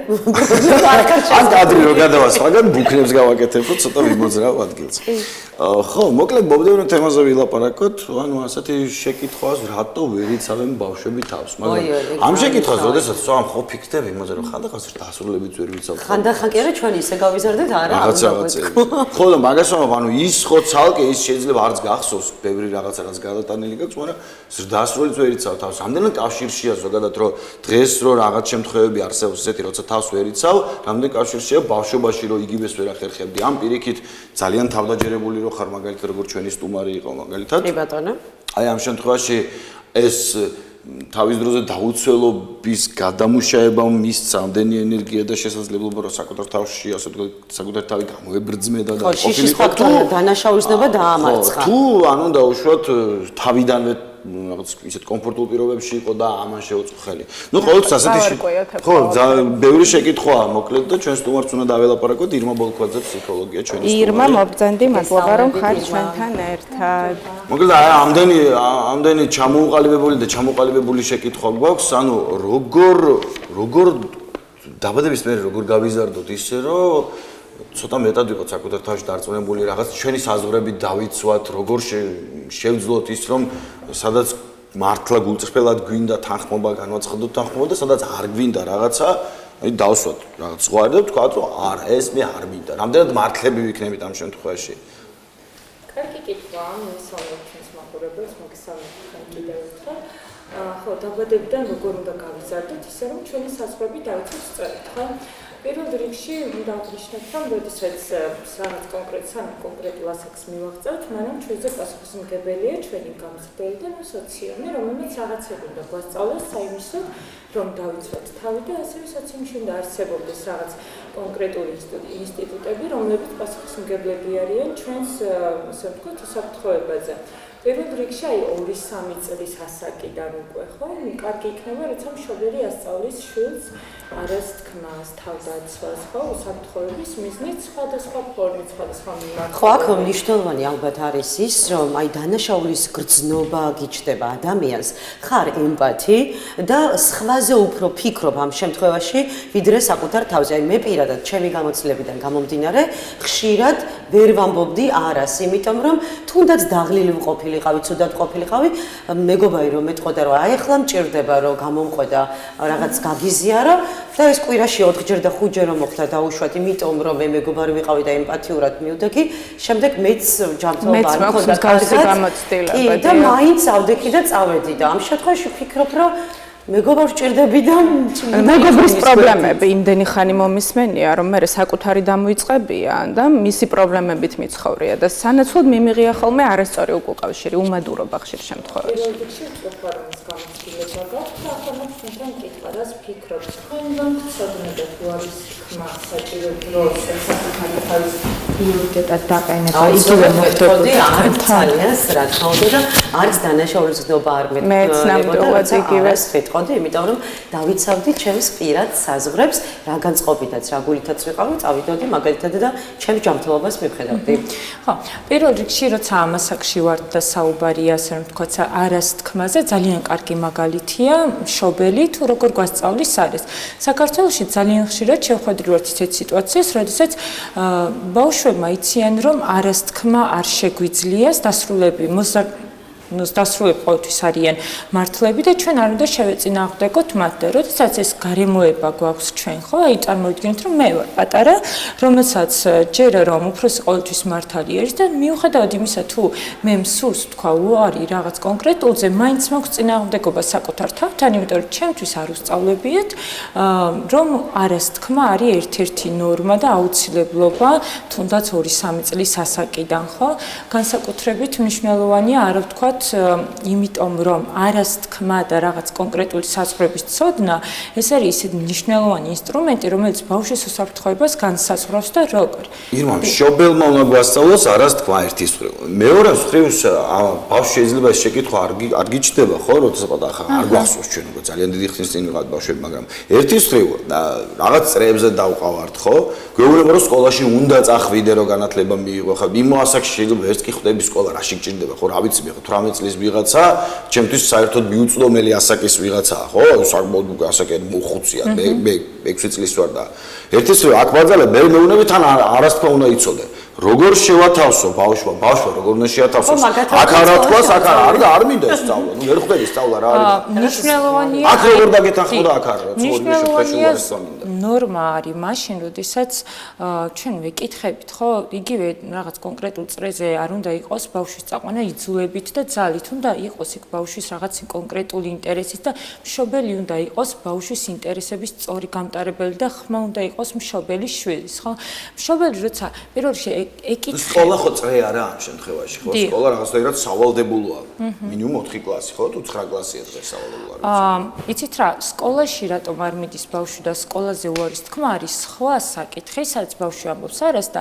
იმ შემთხვევაში რაც აუცილებლობაა რომ ბავშვმა თქვას არა, აი მაგალითად როდესაც მოდის სტუმარი ხო სახლში და შვილს არ უნდა რომ ჩაეხუტოს ბიძიას მაგალითად ხო ამ შემთხვევაში შვილის არა არ არის აღიარებული და არ არის უფროსისგან პატივცემული ან ჩვენ არ ვიღებთ ხოლმე ასეთ არას და ვეუბნებთ და ესე უბიძგეთ რომ არა ჩაეხუტე ხა უზრდელობაა რა სისულელია ხო მაშინ როდესაც უნდა შევთავაზოთ ალტერნატივა რომ ხელით დაემშვიდობები ჰაეროვან კოცნას გაუგზავნი რაღაც ასეთი შეც გააკეთებ თუ რას ალტერნატივას თავაზობ და სკოლაში არა წასვლას ექნება სხვა მიზეზები შესაძლოა უცხო გარემოსთან ადაპტაცია უჭირს მრავალი ფაქტორია რომელსაც უნდა ჩაუღრმავდეს მშობელი მიმართოს სპეციალისტი და გაიაროს ეს ყველაფერი ეტაპობრივ მაგრამ ხშირ შემთხვევაში შეიძლება ეხა გადაღლილები ვიყოთ რაღაც ჩვენი პრობლემები ვქონდეს და ვერ ვთქვათ არა მაგრამ ხშირ შემთხვევაში მე სიამოვნებას მანიჭებს ხოლმე როდესაც აი გადაღლილობას ან ცუდად ყოფნას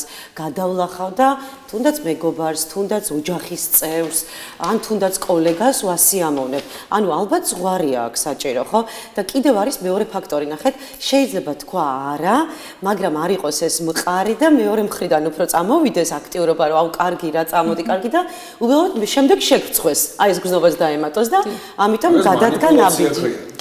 აქ ხაზი რომ გავუსვათ კიდევ ერთხელ იმ საკითხს, რატომ ვერ იცავენ ბავშვები თავს, აქ მივდივართ არა მხოლოდ არას თქმაზე, არამედ იმაზეც, რომ ბავშვებმა ძალიან ხშირად არ იციან საკუთარი, ასე რომ ვთქვათ, უფლებები და საკუთარი პირადი სივრცე ან საკუთარი, ასე რომ ვთქვათ, ხმის სწორად გაჟღერება, ვის უნდა მიმართონ, როდის უნდა თქვან არა. როდესაც ბავშვმა იცის არა, ხო, ის დასრულობაშიც უკვე შესაბამისად ამბობს არა საჭირო დროს, ხო?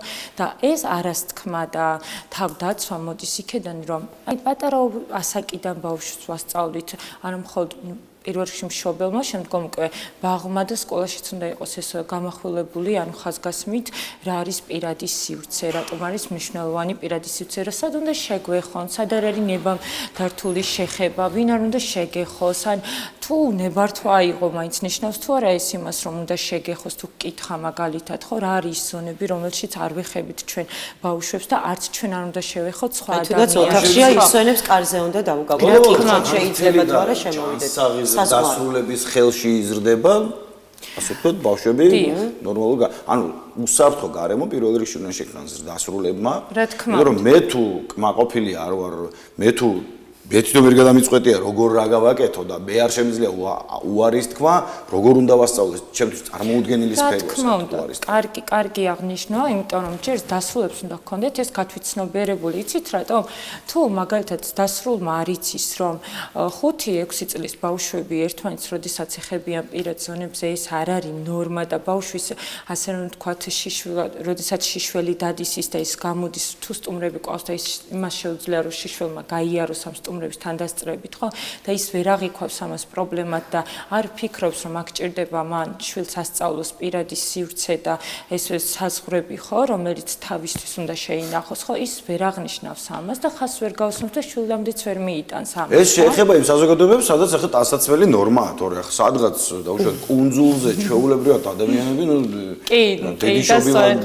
ეს ამბავი და იქ არც დიდი ინტერესია, მან დავინც თვალი გააყოლო ვინმე შიშველს გინდს დასრულდა ჩვენ კულტურიდან ხო ანუ საუბარია სადაც ჩაცმულობა სავალდებულოა ხო ხო და იცით აქ უფრო მნიშვნელოვანი რა არის აქ ჩვენ რატომ ვერ იცავენ ბავშვებს იგივე სკოლაში ხო როდესაც ეს ინფორმაცია მცოდნა ნებისმიერ ასაკში არის ერთ-ერთი მძლავრი საშუალება თავდაცვის და რაღაცა ასე ვთქვათ ისეთი საშუალება რომელიც თავიდან აგვარდებს ძალიან ბევრ უსიამოვნებას და როდესაც სკოლაში მიდის ხო ბავშვმა თუ ვერ ამოიცნო ეს კონკრეტული საკითხები ხო როდის უნდა თქვას უარი როდის უნდა დაიცვას თავი ვის უნდა მიმართოს ამ კონკრეტულ შემთხვევებში თუ მას არ აქვს ეს ინფორმაცია მაშინ ძალიან რთულია ინფორმაცია საკმარისი გამოცდილება იძლევა არის ხოლმე საუკეთესო მასწავლებელი როგორც წესი თუ ბავშვმა არ მიიღო საკუთარი თანხმობის თქვათ არასწორი თანხმობის ან არასწორი უარის შემთხვევაში თუ არ მიიღო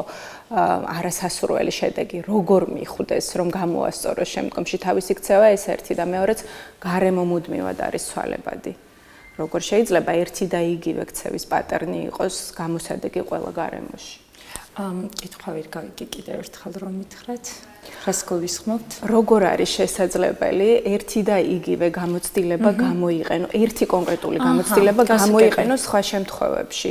კონკრეტულმა ბავშვმა, ხო? კონკრეტულმა ინდივიდმა. ჩვენ ხო ანუ ვაზროვნებთ, ვაფასებთ გარემოს, ვაკვირდებით და ჩვენ ყველა ერთმანეთთან ურთიერთობის დროს რაღაცა ინდივიდუალურ, ასე რომ ვთქვათ, გამოცდილებს და ინდივიდუალური რაღაცა ურთიერთობებს ვეყრდნობით, ხო?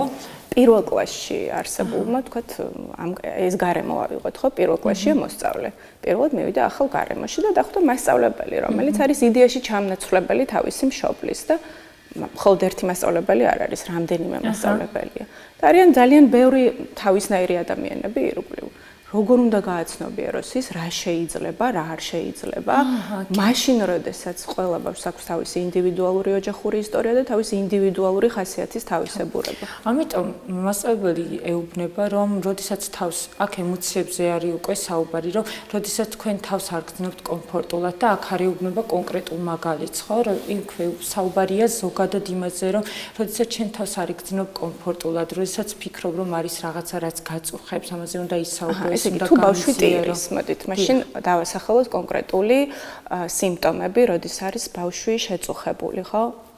როდესაც არ უნდა სკოლაში წასვლა, ალბათ, ხო, როგორც ამბობენ ფსიქოლოგები, ამ ყველაფერს აქვს თავისი მიზეზიც და მიზანიც, ხო, შეიძლება ორივე, ხო. ბავშვთან კომუნიკაციას გავყავართ იმ კონკრეტულ პასუხამდე, თუ რა იმალება ამის უკან ის, რომ მეგობარი ვერ შეიძინა, ის, რომ დედასთან განშორება ამისთვის ძალიან მტკივნეული და ამასთან ადაპტაცია უჭირს, ის, რომ მასწავლებელი ვერ მიიღო, ბევრი რამ შეიძლება. და ვინ უნდა იზრუნოს აი ამ ყველაფერს? ეს კომპლექსურია მშობელი, მასწავლებელი, სკოლა, სკოლის ადმინისტრაციის დასაქმებული ფსიქოლოგი და ყველა ის, ვინც ბავშვთან მუშაობს, ხო, ყველანი ერთად უნდა ჩაერთონ ამ საკითხში და რაც მნიშვნელოვანი იქნება ბავშვისთვის, მისი კეთილდღეობისთვის, ამაზე მორგებული რაღაც სამოქმედო გეგმით უნდა მოხდეს ჩართვა. იცით რა, აი მე არ მყოლია ფსიქოლოგი, მაგრამ არაჩვეულებრივად გავიარე ყველა ეტაპი ადაპტაციისა სოციუმთან, რაც იყო თავის დროზე გასავლელი. რატომ გახდა დღეს საჭირო აი ამდენი ადამიანის მეთვალყურეობა მოზარდებზე, ახალ ადამიანებზე? იცით რა, ყველა პირველ რიგში აღნიშნოთ, რომ ყველა ბავშვს არ ჭირდება ხოლმე, ბევრი ისეთი ბავშვია, რომელიც თავიდანვე სკოლამდელი მზაობა აქვს, ასე რომ ვთქვათ, და მოდის უკვე სკოლაში ამ მზაობით და არ ჭირდება მას სპეციალისტების, მასწავლებლის, ამ მშობლის დამატებითი ძალისხმევა, მაგრამ თუ აქ ვინმე არის, ვისაც ჭირდება ასე ჩართვა, ხო? კარგი იქნება, რომ ჩაერთო და დღეს უფრო მეტად ვსაუბრობთ ჩვენ ემოციურ კეთილდღეობაზე, რაზეც შეიძლება რამდენიმე წლის წინ ნაკლებად ვამახვილებდით ყურადღებას, ხო? ეს იმას გავს, როდესაც მშობლებს შვილის სამხედრო უხეშად შეიძლება თქვა, რომ არც არავის აინტერესებდა კონკრეტულად 20 წლის წინ შენ ფსიქოლოგიური მდგომარეობა სკოლაში. და თვითონ პროფესიაც არ იყო ასე გავრცელებული და ემოციებზეც ასე არ საუბრობდნენ. მასწავლებელი ზრუნავდა ჩემს. თქვენ ალბათ ძალიან გაგიმართლათ და მიხარია რომ ასეა, მაგრამ აი ადრე ხო თანხმდებით რომ შვილის აღზრდა იყო უფრო მატერიალური კეთილდღეობა და ნაკლებად ანიჭებდნენ ყურადღებას ემოციურ კეთილდღეობას. დღეს წინა პლანზე წამოვიდა უკვე ბავშვის ემოციური კეთილდღეობა, ემოციური ინტელექტი და ხშირად გადის მაგალითად ტელეფონის ქონაზე, ქონის სურვილზე ან რაღაც კარგად ჩაცმაზე, მაინც მატერიაზე გადის ხოლმე ბავშვის ემოციური კეთილდღეობა. არ გიფიქრიათ ამაზე? არა, არ მიფიქრია, მაგრამ ყველა ბავშვს ნებისმიერ ბავშვს, რომელსაც გააჩერებთ და კითხავთ რა უნდათ, მათ კარგად ყოფნისთვის არის მობილური ტელეფონი ძირითადად თამაშები. საინტერესო მიგნება, არ ვიცი ამასთან დაკავშირებით რაიმე კვლევები თუ ჩატარებულა ან რა სტატისტიკაში ყოფილა ესე, როდესაც ინტერვიუები მიწარმოებიადია. საინტერესოა. მე ამ ეტაპზე სადაც მუშაობ, ხო, ძირითადად შეხება მაქვს 3-დან 6 წლამდე ბავშვებთან და მათთან ყოველ დილით ჩვენ გავდივართ მოკლედ ემოციებზე საუბარს, რომ აი როგორ გძნობ თავს და როცა ამბობენ, აი ბედნიერი ვარ, ვეკითხებით ხოლმე რომ აი რა არის მიზეზი, რის გამოც შენ ასე გრძნობ თავს და ძალიან ხშირად ამბობენ, რომ აი დღეს რომ მოვედი და მეგობარი რომ ნახე, დედამ რომ მომაცილა, დღეს ჩემი საყვარელი საუზმე შევჭამ. აქაც მნიშვნელოვანია, რომ ეს ემოციები იყო შესაბამისად დამუშავებული. იქ ეხლა მე ვისაც ვსაუბრობ, ხომ ამ ბავშვებთან მიმართებაში ჩვენ კვირაში 5 დღის განმავლობაში არანაკლებ ორჯერ მაინც გავდივართ ემოციების სამუშაოს, სადაც ბავშვები ემოციებს, ასე რომ ვთქვათ, ამუშავებენ, გამოხატავენ, აღწერენ და ამის ირგვლივ საუბრობთ. როგორ იმუშაოს მშობელმა შულთან, რა რეკომენდაციებს მისცემდით? სამი ძირითადი კითხვა, რომელიც უნდა დაუსვას მშობელმა შულს, რომ გამოარკვიოს როგორ გრძნობს ის თავს. ძალიან ის მარტივი სამუშაო, რაც მშობელს შეუძლია სახლში ჩაატაროს, არის ის, რომ როდესაც ბავშვი მოვა სახლში, კითხოს როგორ გრძნობს ის თავს, თუ ბავშვს უჭირს ემოციების დასახელება, თან იქონიოს სხვადასხვა ვიზუალური ბარათები, სადაც ემოციებია დასახელებული, თხოვს რომ აირჩიოს ეს ემოცია, ესაუბროს ამ ემოციის შესახებ, როდის განიცდის ამ ემოციას, რას ფიქრობს ამასთან მიმართებაში, დახატოს ეს ემოცია, აიღოს ის ფერები, შემდგომ უკვე შეიძლება თუ კარგი, უბრალოდ კითხვები, მოგწონს სკოლა, მოგწონს გარემო, მოგწონს მასწავლებელი, არის თუ არა საკმარისი?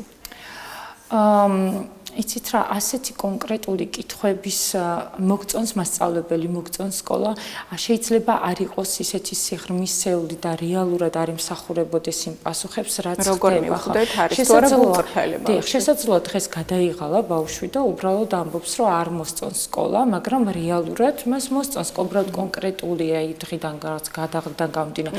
უნდა დავაკვირდეთ, იქ სხვა ნიშნებიც იქნება, ხო, ის რომ ბავშვი თავს იტკიებს, ის რომ არ სურს სკოლაში წასვლა, არ ამზადებს მაგალითად ნივთებს და უარს ამბობს წასვლაზე, ბევრი რამ შეიძლება იყოს მანიშნებელი იმისა, რომ მას არ მოსწონს სკოლა. ესეთ კითხვები შესაძლოა რომ დაუსვათ ღია კითხვები, ხო, რა თქმა უნდა, მაგრამ მხოლოდ ამის პასუხზე არ უნდა დავჯერდეთ, უნდა დავაკვირდეთ ზოგად სიტუაციას. როგორ შეიძლება გავაკეთოთ ისე, რომ საბოლოო ჯამში მივიღოთ ბავშვისგან ერთი მნიშვნელოვანი რაღაცა, რასაც გრძნობს, იმას გამოხატავდეს და არა სხვა რამეს, ხო? ანუ როგორ მოგწონს სკოლა და რაღაცა გიპასუხა, რამდენად ასეგზობს, როგორც თქვენ ბრძანეთ, ხო? ანუ გაბრაზებულზე შეიძლება რაღაცა თქვა და ამ დროს გძნობდეს სულ სხვა რაღაცა, ეს მომენტის აფექტი იყოს და რატომ უნდა დააყენო ეჭქვეშ? ანუ ხო ესაუბრები ხო გაინტერესებს რასაკეთებ და მართლაც აი რა ასაკში შეიძლება ისწავლოს ბავშვმა უკვე ზუსტად დაასახელოს ის რასაც გრძნობს. გასაგებია რომ აფექტი ცოტა რთულია, აი უნდა გადახარშოს ეთქა და ცოტა დაიწიოს ინტენსივობა, მაგრამ ეგრე უნდა დაასახელოს, ხო?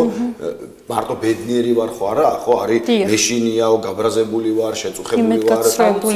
აი ეს სიტყვები რომელ ასაკშია უკვე იცით რა, როგორც კი უკვე მეტყველებას იწყებს, ხო, ბავშვი 2 წლიდან უკვე შეიძლება შევიტანოთ 2 ემოცია, შემდგომ უკვე დავამატოთ ემოციების პალიტრა და ვისაუბროთ უფრო სხვა ემოციებზეც, ხო, გაბრაზების და ბედნიერების იქეთ უკვე იმედგაცრუებაზე და სხვა ემოციებიც დავამატოთ და ინდივიდუალურია, ვინ როდის მიაღწევს ამ ემოციური ინტელექტის იმ საფეხურს, როცა მას რეალურად შეუძლია ყველა ემოციაზე მაგალითით გვესაუბროს, რას როდის განიცდის და გამიჩნოს ეს ემოციები ერთმანეთისგან, მაგრამ რაც უფრო ადრეული ასაკიდან მუშაობთ ბავშვებთან ემოციურ ინტელექტზე, მით უფრო ადრეულ ასაკში ვიღებთ ჩვენ შედეგებს ამ კონკრეტულზე და აქ ერთ რამის დავაზუსტებ ის, რომ მხოლოდ ბავშვს ჩვენ ვასწავლოთ, ასე ვთქვათ, სხვადასხვა საგნებით, ფანქრით და სხვადასხვა წიგნებით ემოციებზე მუშაობა არ არის საკმარისი. მშობელს უნდა ჰქონდეს თავად და გამოხატული, დამუშავებული ეს ემოციები და როგორ საკუთარ თავში, იმიტომ რომ ყველაზე კარგი მაგალითი არის მშობელი და ბავშვს როგორც არ უნდა ვასწავლოთ, როგორ მოაგვაროს, როგორ გამოხატოს მისი სიბრაზე, თუ მშობელს არ შეუძლია ბრაზის კონტროლი, მაშინ ბავშვთან დიდი ალბათობაა, რომ ის თეორიული რაც ვასწავლეთ, ხო? ანუ აი ესეთი პოზა მაგალითად თუ ყველაზე კლასიკური ასეთი კახასიათზე ვარ, ასეთი და გაღივებული ბავშვი ამას ადვილად მიხვდება უკვე ჩვენი სხეულის საერთოდ რომ ვიტყუებით, ხო?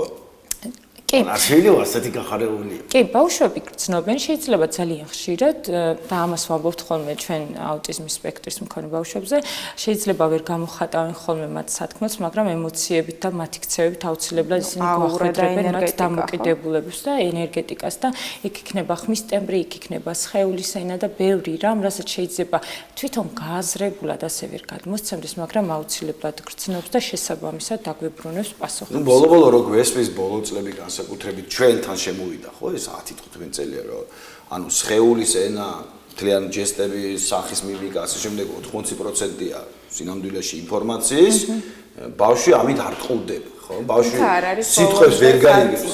არა, ნუ საკმაოდ ფაქტია, რომ ძალიან კარგად ხვდებით ახლა მარტივი მშობელმა უნდა შეისწავლოს. მშობელმა ბუნებრივი უკეთესად ის ბავშვი. მაშინ რა ადეკვატურად აღიქვამს სამყარო, სუბედნიერი როგორ შეიძლება იყო, ხო? რა თქმა უნდა უნდა. იწყობო კიდევაც, უნდა გაუბრალოს, ყველაფერს უნდა ქონდეს ბალანსი, რომ თავისი ემოცია არ შესყუდეს. ნახეთ, თუ მე სულ გაღიმებული ვარ სახლში, ყოველთვის პოზიტიური როგორ შეიძლება მე იყოს, ძალიან კარგად აღნიშნა ის, რომ ბავშვმა უნდა იცოდეს, რომ ყველა ემოცია არის მნიშვნელოვანი და ყველა ემოციას აქვს თავისი მნიშვნელობა ჩვენთვის და ის მშობლები, რომლებიც შვილს თხოვენ, რომ ყოველთვის ბედნიერი უნდა იყო და მე ყოველთვის ბედნიერი ვარ და ასე შემდგომ, გამოდის, რომ აქ არ ხდება სწორი მუშაობა ემოციებზე და ადრე თუ გვიან ბავშვი მიიღებს იმ იმედგაცრუებას, რომ არ არის ირგვლივ ანუ მიუხედავად ამ ყველაფერზე გამოდის, რომ დღემდე იგრძალება სიხარულის გარდა ყველა ემოციებს გრძალავთ სოციუმში და ეს მარტო საქართველოს პრობლემა არა.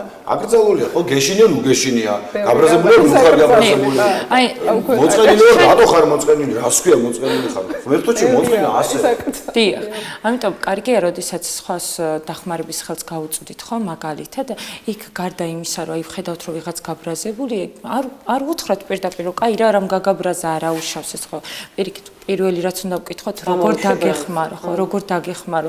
თუ ვინმე ტირის პირიქით, დღეს უკვე ყველა ვსაუბრობთ ამაზე, რომ ტირილი არის ერთ-ერთი კარგი მექანიზმი იმის, რომ რაღაცა ეს ემოციები გამოვხატოთ, ხო? ამიტომ მივცეთ ამას უფლება უთხრათ, რომ აი გამოიყენე ეს ცრემლები, ეს ტირილი და იქ ჭირდება. ვაცალოთ ტირილი. ხო, ვაცალოთ. შეგვიძლია უთხრათ, რომ მე შენს ბერდი თუ არ თუ გინდა გამიზიარე, მაგრამ მოდი თუ შენ ახლა კომფორტულად გზნობ თავს, გაცლი ეს რაღაც გამოიდარდე ცოტა და როგორც გიგზნობ თავს, რომ ახლა უკვე გჭირდები, აქ. რა თქმა უნდა, ეს არის ყველაზე სწორი, როდესაც ადამიანს ჩვენ თავს, აი მე პირობითად თავს ცუდად გრძნობს და აი ზედმეტად ჰიპერმზრუნველად აბარაგინდა ეს ხო არ გინდა, მოდი ეს ხო არ გინდა, ეს ცადი. რეალურად კი, რეალურად შესაძლოა მას ჭირდებოდეს დრო საკუთარ თავთან, საიმისოდ რომ გამოერკვეს ამ პროცესთან. ამიტომ რას ვაკეთებ? მე ვეუბნები, რომ იცი რა, მე აქ ვარ, შენთვის ვარ, ნებისმიერ დროს, როცა დაგჭირდება, მე მზად ვარ, რომ დაგეხმარო. ეს იქნება ყველაზე სწორი მიმართულება, როცა ჩვენ გვისურს, რომ სხვა ადამიანებს დავეხმაროთ და რახან ტირილზე და ემოციებზე ვსაუბრობთ, აქ მინდა აღვნიშნო ის, რომ ჩვენი კულტურიდან გამომდინარე ძალიან ხშირად მამრობით სქესთან მიმართებაში უფრო დიდი სამუშაო გვაქვს, უფრო მეტი პრობლემა გვაქვს ვიდრე ქალებთან. ტირის სირცხვილია ბავშვს რო ეუბნებიან, მაგრამ აი როგორ არის ეს სირცხვილი და გამოხატვა ემოციები. მაგრამ აი ბიჭებსაც ტირის სირცხვილია, იმიტომ რომ მამაკაცი რო ხარ ტირილი არ შეიძლება, ხო? ესეთი ისაა. შედარებით ხო, აი თითქოს იცით რა, მე თვითონ რეგიონიდან ვარ და რეგიონების გამოცდილება უფრო მეტია ჩემს გამოცდილებაში, იქ როგორ ხდება ხოლმე აღზრდა და ამის მაგალითად შემიძლია გითხრათ, რომ ძალიან ხშირად არის ყურადღების გამახვილება და ძალიან მტკივნეული და უხეში კომენტარი, რომ ქალაჩვენა ხომ არ ხარ, ქალი ხომ არ ხარ, როცა ტირი ხარ, ის არის ყველაზე ისეთი ერთ-ერთი მახინჯი, რაც შეიძლება რომ ბავშვს აღზრდის დროს უთხრათ და ამით პირდაპირ ვეუბნებთ, რომ ემოცია შენ რომელიც გამოხატე არ არის ჩემთვის მნიშვნელოვანი, არ მაინტერესებს და შენ ხარ კაცი, აი წარმოიდგინეთ 4 წლის ბავშვი. უნდა იყოს ტირილი არ შეიძლება მაშინ რატომღაც. იცით რა, მასკულინარული კულტურა ვარ, სადაც კაცი არის მნიშვნელოვანი, ხო, კაცი, დიახ, კაცი ჰორმონალური. კი, აი თითქოს კაცს იცით რა, ემოციები არ აქვს გენდერი, ანუ ემოციები გვაქვს ჩვენ ყველას. მნიშვნელოვანია ჩვენ როგორ ვიღებთ და გამოვხატავთ ამ ემოციებს და იქ სადაც კულტურა გეუბნება ადრეული ასაკიდან, რომ შენ არ უნდა იტირო, შენ ეს ემოციას არ უნდა გამოხატო, მე როგორც დასრულობაში ვიღებთ ისეთ მამაკაცებს, რომლებსაც არ შეუძლიათ თვითკონტროლი, ბრაზის მართვა და ეს ყველაფერი ძალიან ხშირად სავალალო შედეგებსაც გვაძლევს. აი ნახეთ, ხშირ შემთხვევაში ამაზე ვიტოვებნებიან მშობლები, რომ არ იტიროს სირცხვილია, რომ მამაკაცი ასოცირდება აი სიძლიერესთან და არასწორი შეხედულება. სიძლიერე, ანუ მეც თუ ვტირი, იმას არ ნიშნავს, რომ სუსტი ვარ. პირიქით, ის ემოცია, რაც მაქვს შიგნით, უნდა გამოუშვა გარეთ, რომ შემდეგ დაცლილი, აი ესე სხვას არ მოვახვიო, ჩემი ნეგატივი თუნდაც და ბავშვებში მით უმეტეს, იმიტომ რომ ბავშვი, ანუ ვერაცნობებს ხან ტირის, ხან იცინის, ხან დახტის და ჩვენ უფროსები არ შეიძლება არ გააკეთო სირცხვილია, არ დაჯდე, არ ახვიდე რამდენი არა და მე ვფიქრობ რატო დაკომპლექსდა ჩვენი შვილი. უი, რა დაემართა ჩვენ. იცით რა, როდესაც ჩვენ გვაქვს ემოციები მიღებული და ამ ემოციებზე ჩვენ მუშაობთ, ხო? მით უფრო ნაკლებია კონფლიქტური სიტუაციები, მით უფრო იზრდება ისეთი შემთხვევები შანსი, როდესაც ჯანსაღი კომუნიკაცია დგება, ჩვენ ჯანსაღად აღვნიშნოთ კონკრეტულ რაღაც თუნდაც ისეთი ამბავი, ხო, რაც რაღაცაზე შეიძლება გაუბრაზდეთ, უფრო ნაკლებად რეაგირებთ და უფრო ჯანსაღად გამოვხატავთ ამ ბრას და ვამბობთ, რომ მე გაუბრაზდი და არ მივმართავთ რაღაც რადიკალურ გზებს, ხო? და ეს ყველა შემთხვევაში გვეხმარება ემოციური ინტელექტის დამუშავება, ემოციების მიღება, ამაზე საუბარი, ხო? ეს იქნება პარტნიორი, ეს იქნება მშობელი, შვილი, თანამშრომელი, ნებისმიერი სხვა, ემოციური ინტელექტზე მუშაობა ყოველთვის არის ბენეფიტური და ძალიან დიდი მადლობა და როგორც გამოცდილება გვაჩვენებს და სტატისტიკა, ანუ დროულად, ასე ვთქვათ, სახელდარქმეული ემოცია, როდესაც შეგიძლია გამოხატოთ და თქვა კონკრეტულად რა გემართება, გაცილებით ასე ამცირებს ინტენსივობას და მე უკვე ანუ იმ რაციონალურად ასე ვთქვათ ურთიერთობას ახერხებ, იმიტომ რომ ზუსტად იცი რა გჭირს და ხელს აღარ გიშლის თვითგამოხატვაში და კომუნიკაციაში. ძალიან დიდი მადლობა, ჩვენ არაერთხელ ვისაუბრებთ კიდევ მსგავს თემებზე, მაყურებელსაც ვეუბნებით კიდევ ერთხელ რომ შეგიძლიათ სოციალური ქსელის დახმარებით თქვენი წვლილი შემოიტანოთ ამ ყველაფერში, გინდ თემებთან დაკავშირებით და გინდ ამ თემაზე მაგალითად თუ რამე შევსება გიდათ რაც ვერ მოასწარით, ბუნებრივად 15 წუთში ხა ვერ მოასწრებდით ბევრს. შეავსეთ ინფორმაცია და გავეცოთ ყველამ ერთად. დიდი მადლობა, ირმა ბოლქვაძე იყო ჩვენი სტუმარი, ჩვენ რამდენიმე წამში დაგიბრუნდებით.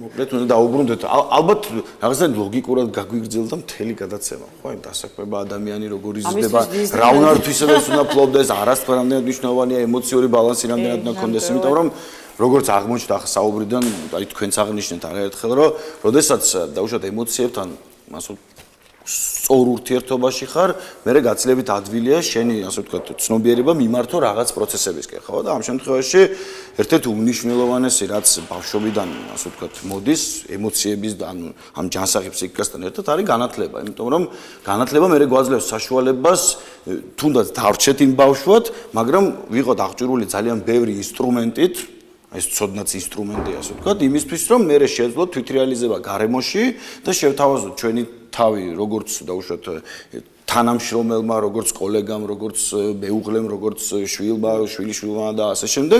და ვიყოთ ხო, ოჯახი, ასე ვთქვათ, ოჯახის, ამ დიდი ოჯახის სოციუმის ერთ-ერთი მნიშვნელოვანი წევრი, იმიტომ რომ არ არსებობს ახლა უნიშნელო ადამიანები, ყველას ერთმანეთზე გავლენა აქვს, ჩვენ არ ვცხოვრობთ ცალკე რაღაც დანჭუჭებში და ამიტომაც ამ განათლებასთან ერთად ალბათ ნელ-ნელა ვსწავლოთ იმასაც, რომ რაღაც უნარები უნდა შევიძინოთ, ხო? ისეთი, რაც აი მანამდე ითქვა არაერთხელ ჩვენი სტუმრების მიერ, რომ ძირითადი დავუშვათ ხაზის გარდა კიდე რაღაცებს უნდა ფლობდე, კარგი იქნება რომ ფლობდე, იმიტომ რომ შენი თვალსაჩინო იქნება დიდი. ამ ყველაფერში რა როლი აქვს სახელმწიფოს, ოჯახს, ინდივიდებს და ასე შემდეგ, ამაზე უკვე ქალბატონი ლალიანთიძე დაგველაპარაკება, ფილოსოფოსი. მობრძანდით თუ შეიძლება. მობრძანდით. გამარჯობა. დიდი მადლობა მოწვევისთვის. ყოველთვის შანსი არის ჩემთვის თქვენთან შეხვედრა საზოგადოებასთან ურთიერთობებისთვის. საიდან იწყება, ანუ ლაპარაკობთ ემოციებზე ხა წინას, ხო? აი პასუხისგებლობის აღება რა ასაკიდან შეიძლება ადამიანმა დაუშვათ მოახერხოს ისე რომ მისთვის მტკივნეული არ იყოს, ხო? იმიტომ რომ ახლა ადვილია რა პასუხისგებლობა და თავისუფლება. ეს ერთადაა ბუნებრივია, ყველა მიცის. და რა თუ განვითარებადი თუ ეს პასუხისგებლობა დაუშვათ. თუ თავიდანვე რაღაც შეგვიძლია დავაკისროთ ადამიანს შევტეროთ ეს ყველაფერი და მე მთელი ცხოვრება ამით იმოძრაოს. არ არის მარტივი კითხვა, იმიტომ რომ მოითხოვს აღზრდის ხელოვნებას. ეგ ხა თქვენ რა საკითხიც დააყენეთ, იმიტომ რომ პასუხისმგებლობა ყველა ასაკში აქვს ადამიანს თავისი სოციალური ურთიერთობებიდან გამომდინარე და როლიდან გამომდინარე. როცა პატარა არის, მცირე არის მისი პასუხისმგებლობა, რაც უფრო იზრდება, უფრო დიდი არის პასუხისმგებლობა და ბოლოს უკვე როცა სრულწლოვანი ხდება, მერე უკვე პასუხისმგებლობას ვაკისრებთ, ხო? და იცით რა არის პრობლემა, როცა პასუხისმგებლობა გარედან არის მიკერებული, ასე ვთქვათ ადამიანზე და აი სოციუმი როცა რაღაცებს მოითხოვს ისე, როცა ამაში შენ თავად არ მონაწილეობ და ეს არ არის შენი ნებელობითი აქტი, ანუ შენი ნებით აღებული პასუხისმგებლობა. აი მაგ არის მე უკვე ეგზისტენციალური კრიზისები, გარღვევა საკუთარ თავთან დამოკიდებულებაში, სოციუმთან ურთიერთობაში და ძალიან ბევრ პრობლემას წარმოშობს ხოლმე და საერთოდ პასუხისმგებლობა ცალკე თავისთავად არ არსებობს. პასუხისმგებლობა არსებობს თავისუფლებასთან ერთად და თავისუფლება კორელაციაში მოდის ასევე უფლებებთან. და ჩვენი საზოგადოება მიდრეკილია იქეთკენ, რომ რატომღაც ვიძახით, რომ არ არის აუცილებელი, რომ ბავშვმა თავისი უფლებები იცოდეს, ბავშვმა უნდა იცოდეს მხოლოდ და მხოლოდ ვალდებულებები. ანახი პასუხისმგებლობას ისევ აწებებთ, რომ მისი პირადი უფლება არ არის, იგი სხვას ყველას აქვს უფლება ამ საზოგადოებაში თურმე გარდა ბავშვისა, ხო? ნუ ეს რა თქმა უნდა იმ თავით ვეკვებახინჯი არის თავისთავად კონცეფტი და კონსტრუქცია არის აბსოლუტურად აყირავებული, იმიტომ რომ წარმოიდგინეთ ახლა თქვენ როგორ წარმოგიდგენიათ ადამიანმა თავის საკუთარი უფლებები არ იცოდეს და სად გადის მისი უფლებების ზღვარი, ასე დაიცვა სხვა ადამიანის უფლება. ეს ხო წარმოუდგენელია. ზუსტად ჩვენ ხო საკუთარი ინსტინქტებით მოქმედებთ და ეგოცენტრისტები ვართ, არა? მე ვარ სამყაროს ცენტრში, ვინც არ უნდა ვიყო, ყოველთვის მე ვარ სამყაროს ცენტრში და საკუთარი მედან ვახდენ მთელი სამყაროს პროექციას, არა? და თუ კი მე არა მაქვს ჩემი საკუთარი უფლება გააზრებული, თქვენი უფლებაც ვერაფრით ვერ გავიგებ, რა არის თქვენი უფლება და თუ კი ჩემს უფლებებში აი ასე უაპელაციოდ შემოიჭრებიან, ზუსტად ისევე მივცემ მე თავს უფლებას, რომ შემოვიჭრეთ თქვენსაში, ხო? და აი აქ უკვე ეს ვარ და ჩემს გარშემო რაღაც დაყარნუყარა ტრიალებს, ხო, ასე ხო, მაგრამ ვიცით რა არის, თქვენ რომ მზე ხართ, ეს არ უშლის ხელს, რომ მეც მზე ვარ და ჩვენ ყველანი მზე ვიყოთ, ისე რომ ერთმანეთი არ დავაბრმავოთ, ხო? და ამ შემთხვევაში უკვე საზოგადოების როლი და როგორი რაღაც არის, იცით, აი დისკრეტული არის რა. იქ ოჯახში სხვა ტიპის ურთიერთობებია, სკოლაში სხვა ტიპის ურთიერთობებია, თავის მეგობრებთან ამ ბავშვებს სხვა ტიპის ურთიერთობები აქვს და აი ეს თუ აცდენილია ერთმანეთს, ხო, აი მაშინ მე იწყება უკვე ეს რთული ქცევას, რასაც ვეძახით, თუმცა დამოკიდებულებები არის სხვადასხვა, შეფასებები არის სხვადასხვა და ბავშვი უკვე ვეღარ ხვდება რა უნდა გააკეთოს და ამ სამყაროში ორიენტაციას ვერ იღებს. ეს პირდაპირ თაობას აქვს სხვადასხვა ღირებულება, აი ამ აზრობრივ ქაოსში, როდესაც მოექცევა ინდივიდი, როგორ უნდა გაიკვალოს გზა.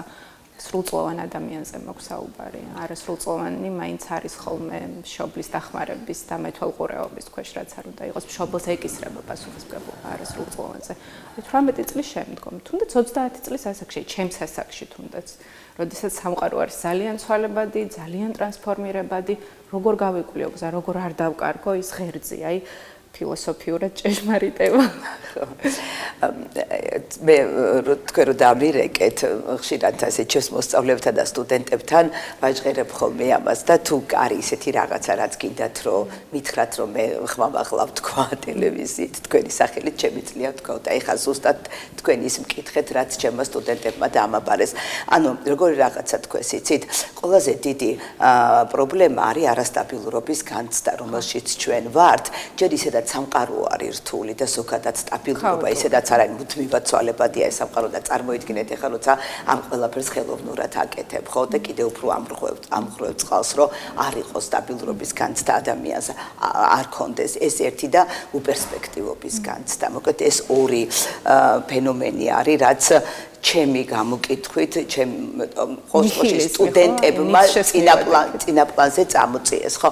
რომ აი ჩვენ არ ვიცით რა გვჭირდება, რა სკილები უნდა განვავითაროთ, რაზე უნდა გავაკეთოთ აქცენტი, რა გამოგვადგება.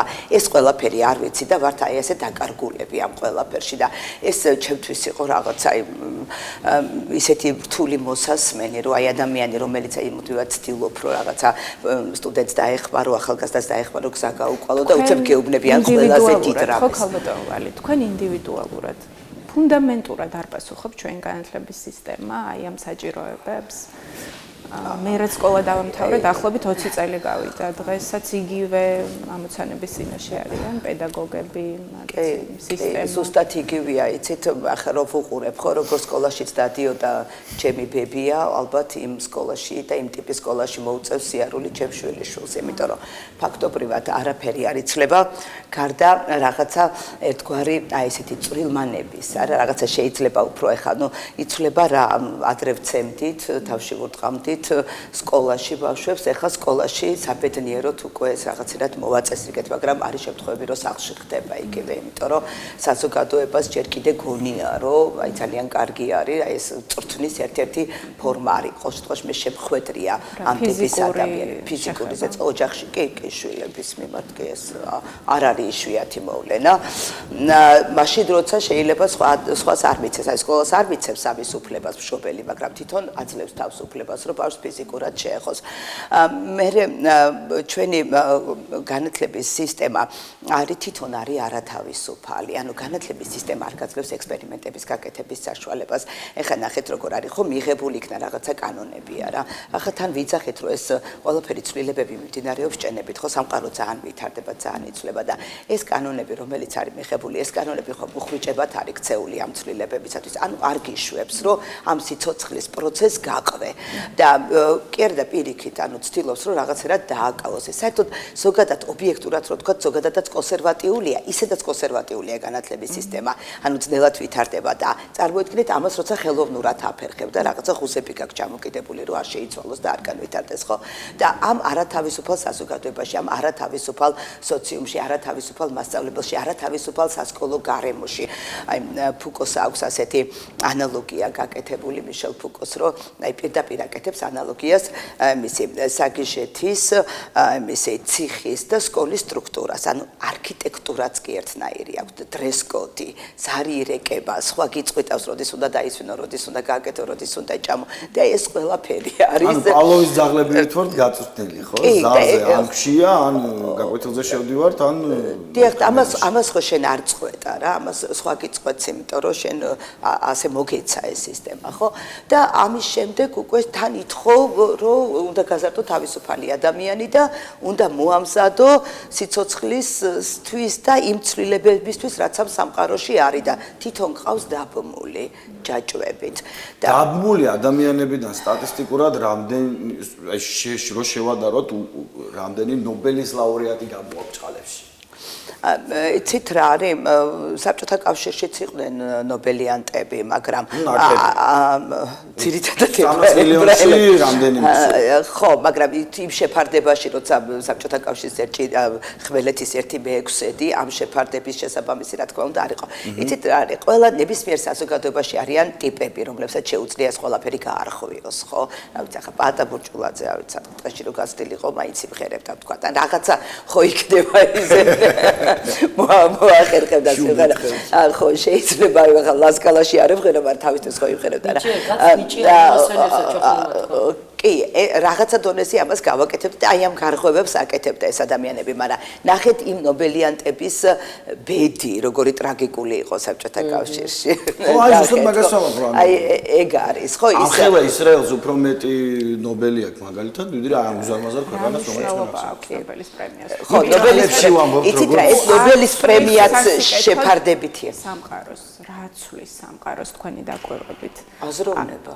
როგორი აზროვნების დეფიციტი არის? აზროვნების დეფიციტი გვაქვს, ლოგიკური აზროვნების დეფიციტი გვაქვს, ანუ ჩვენ ბავშვებს არ ვასწავლით აზროვნებას, უბრალოდ ვასწავლით კი არა, კი არა ვასწავლოთ. ისეთი რომ აზროვნება ჩვენ ხელი არ უნდა შეუშალოთ, იმას უნდა გავყვეთ და ამას ვერ ვახერხებთ და ჩვენ გადავწყვეტეთ რომ რაღაც ვიცით, იმაზე უფრო მეტი და აი ესე გამწარებული ვუტენით ამას თავში, რომ აი იცი რა ასე უნდა გააკეთო. ხა წარმოიდგინეთ თქვენ ადამიანს რო დაუწყო იმის სწავლება თუ როგორ უნდა გაიაროს. ხო, როცა ბავშვი სიარულს სწავლობს, რას გააკეთო? ან ისუნთქოს.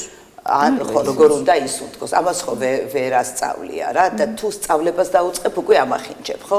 აი ასევე არის სწორედ განათლების სისტემა, რომ განათლების სისტემა უნდა გაყვეს იმ мотивაციებს, იმ ინტერესებს და იმ მოცემულობებს, რაც ბავშვი არის და ძალიან რთული არის. აი ობიექტურად ძალიან რთულია, ხო წარმოგიდგენიათ, ხო? თითოეულ ბავშვზე როგორ უნდა გავიდეს მასწავლებელი იმ 45 წუთში, რომ ამოხსნას ამ ბავშვის мотивაციები, ამ ბავშვის სახლში რა ხდება, მეგობრებთან ურთიერთობაში რა ხდება, ტვინში რა ხდება, საზოგადოებასთან ურთიერთობაში რა ხდება, როგორ უნდა მიაწოდოს ეს ინფორმაცია. თან როგორ არის, იცით, ინტელექტუალური შემეცნიერება შემეცნების პროცესი, ანუ შემეცნების პროცესში ინტელექტი და ცნობიერება არის მეორეული. აი ეს ძალიან უცნაური, როგორ არის, იცით, შეიძლება რაღაცა თეორიულად კი არ, მაგრამ აი მე პირადად რო აღმოვაჩინე, ეს ჩემთვის იყო აი ძალიან საინტერესო აღმოჩენა, რომ რაღაცა ან შეიძლება ველოსიპედი აღმოვაჩინე, მაგრამ ასე ვთვლი, რომ ეს ძალიან მნიშვნელოვანი იყო ჩემთვის, რომ მივხვდი იმას, რომ ცნობიერებამდე, განვითარებამდე და შემეცნებამდე ერთადერთი გზა არსებობს და ეს არის ემოცია. ანუ ემოციის გარეშე, ნახეთ როგორ ემოცია არის გზა ტვინისკენ. ემოციით მიიკვლევ ამ გზას? სურვილი ემოცია? ცნობის მოყვარეობა ემოცია? ანუ როგორც ფსიქოლოგია გვასწავლის, ემოციურ ფილტრში როგორც გავა ინფორმაცია, ისე აღვიქოთ საბოლოოდ, იმიტომ რომ შეიძლება დაუშვათ არაა სტრესული გარემო, მაგრამ მე შიში მოვიტანე, ამ შიშით გავფილტრე ხა ეს ტექსტი და მხოლოდ შიშმა რა ისი ახვის საშუალება მომწე ისაღვიქვი და ამიტომაც ეს ინფორმაცია დავმახსოვრდა შიშის კუთხით, ხო? და დამთავრდა ის უკვე შენ აღარ გსიამ და რა არის იცით აი პირად ინსტინქტები არის მამოძრავებელი ხო და თუ კი მე თავს კარგად ვგრძნობ იმ გარემოში უკვე აბსოლუტურად ღია ვარ შემეცნებისთვის და იცით მასწავლებლები რას მიხვდებიან იცით თუ მათ გაკვეთილზე ბავშვი ამბობს რომ აი თავი მტკივა მუცელი მტკივა აი მუცლის ტკივილი არის პირველი იმიტომ რომ სტრესი არის კუნთოვან ორგანო არის გული და კუჭი ხო და გულს ისე იმდენად ვერ გრძნობენ და აი კუჭი მტკივა რო ამბობს ესე იგი მუცელი მტკივა რო ამბობს ესე იგი იმას ეშინია დისკომფორტს გრძნობს და აი ჩვენთვის ეს იყო ინდიკატორი და ძალიან მარტივად ხვდებოდი რომ რა უნდა გამეკეთებინა რომ აი ბავშვი რო შეშინებული შემოგხედოს დიდი მადლობა კაპიტონლალი მოკლედ რაც დავასკვენეთ ბოლო ორი სტუმართან ერთად მთელი ლეიტმოტივად ის გამოვიდა რომ ანუ დაუშვათ ინფორმაციასთან ერთად აუცილებელია შინაგანი მდგრადობა გამოიმუშაოთ და სწორად ვიცოდეთ რას გზობთ როგორ გზობთ და როგორ მივიღოთ მე ინფორმაცია ცოტა უფრო მშვიდ და სასიხარულო ერთი თხოვნა მაქვს რაჯემა მოსწავლებმა დამაბარეს რომ ჩვენი სახელებიო ახსენეო და ახსენეთ და თან დავასრულოთ გადაცემა მომცეთ უნდა საშუალება ესე იგი ეს ადამიანები არიან დაჩი გია გეგა, ალექსანდრე, ანდრია, მაქსიმე, მამუკა, მეორე ალექსანდრე, ნინია, ნია. რომ მოვდიოდი დამაბარეთ, რომ ჩვენი სახელები ახსენეო ტელევიზიითო და აი ახლა მე ეს თქვენი სახელები ვახსენე. ოღონდ ველოდები რა დროს იცით? აი როცა უკვე თქვენ დიდები გაიზრდებით და გრანდიოზულ საქმეებს ჩაიდენთ და მოგიწევენ ტელევიზიაში ამ თქვენი გრანდიოზული საქმეების გასაშუქებლად. აი მაშინ ზუსტად ისე როგორც ეხლა თქვენზე ხარ ტელევიზორთან, მეც დავჯდები ტელევიზორთან და დაველოდები როგორ ახსენებთ ჩემს სახელს. ძალიან დიდი მადლობა. თქვენი მასწავლებელი ქალბატონი ლალი იყო ჩვენი სტუმარი, მე გახსენებთ. ესე დიდი მადლობა. დიდი დავასრულოთ და გადაცემა და საინტერესო მოსაზრებებით ყოველთვის. ბედნიერად, კარგ დღეს გისურვებთ.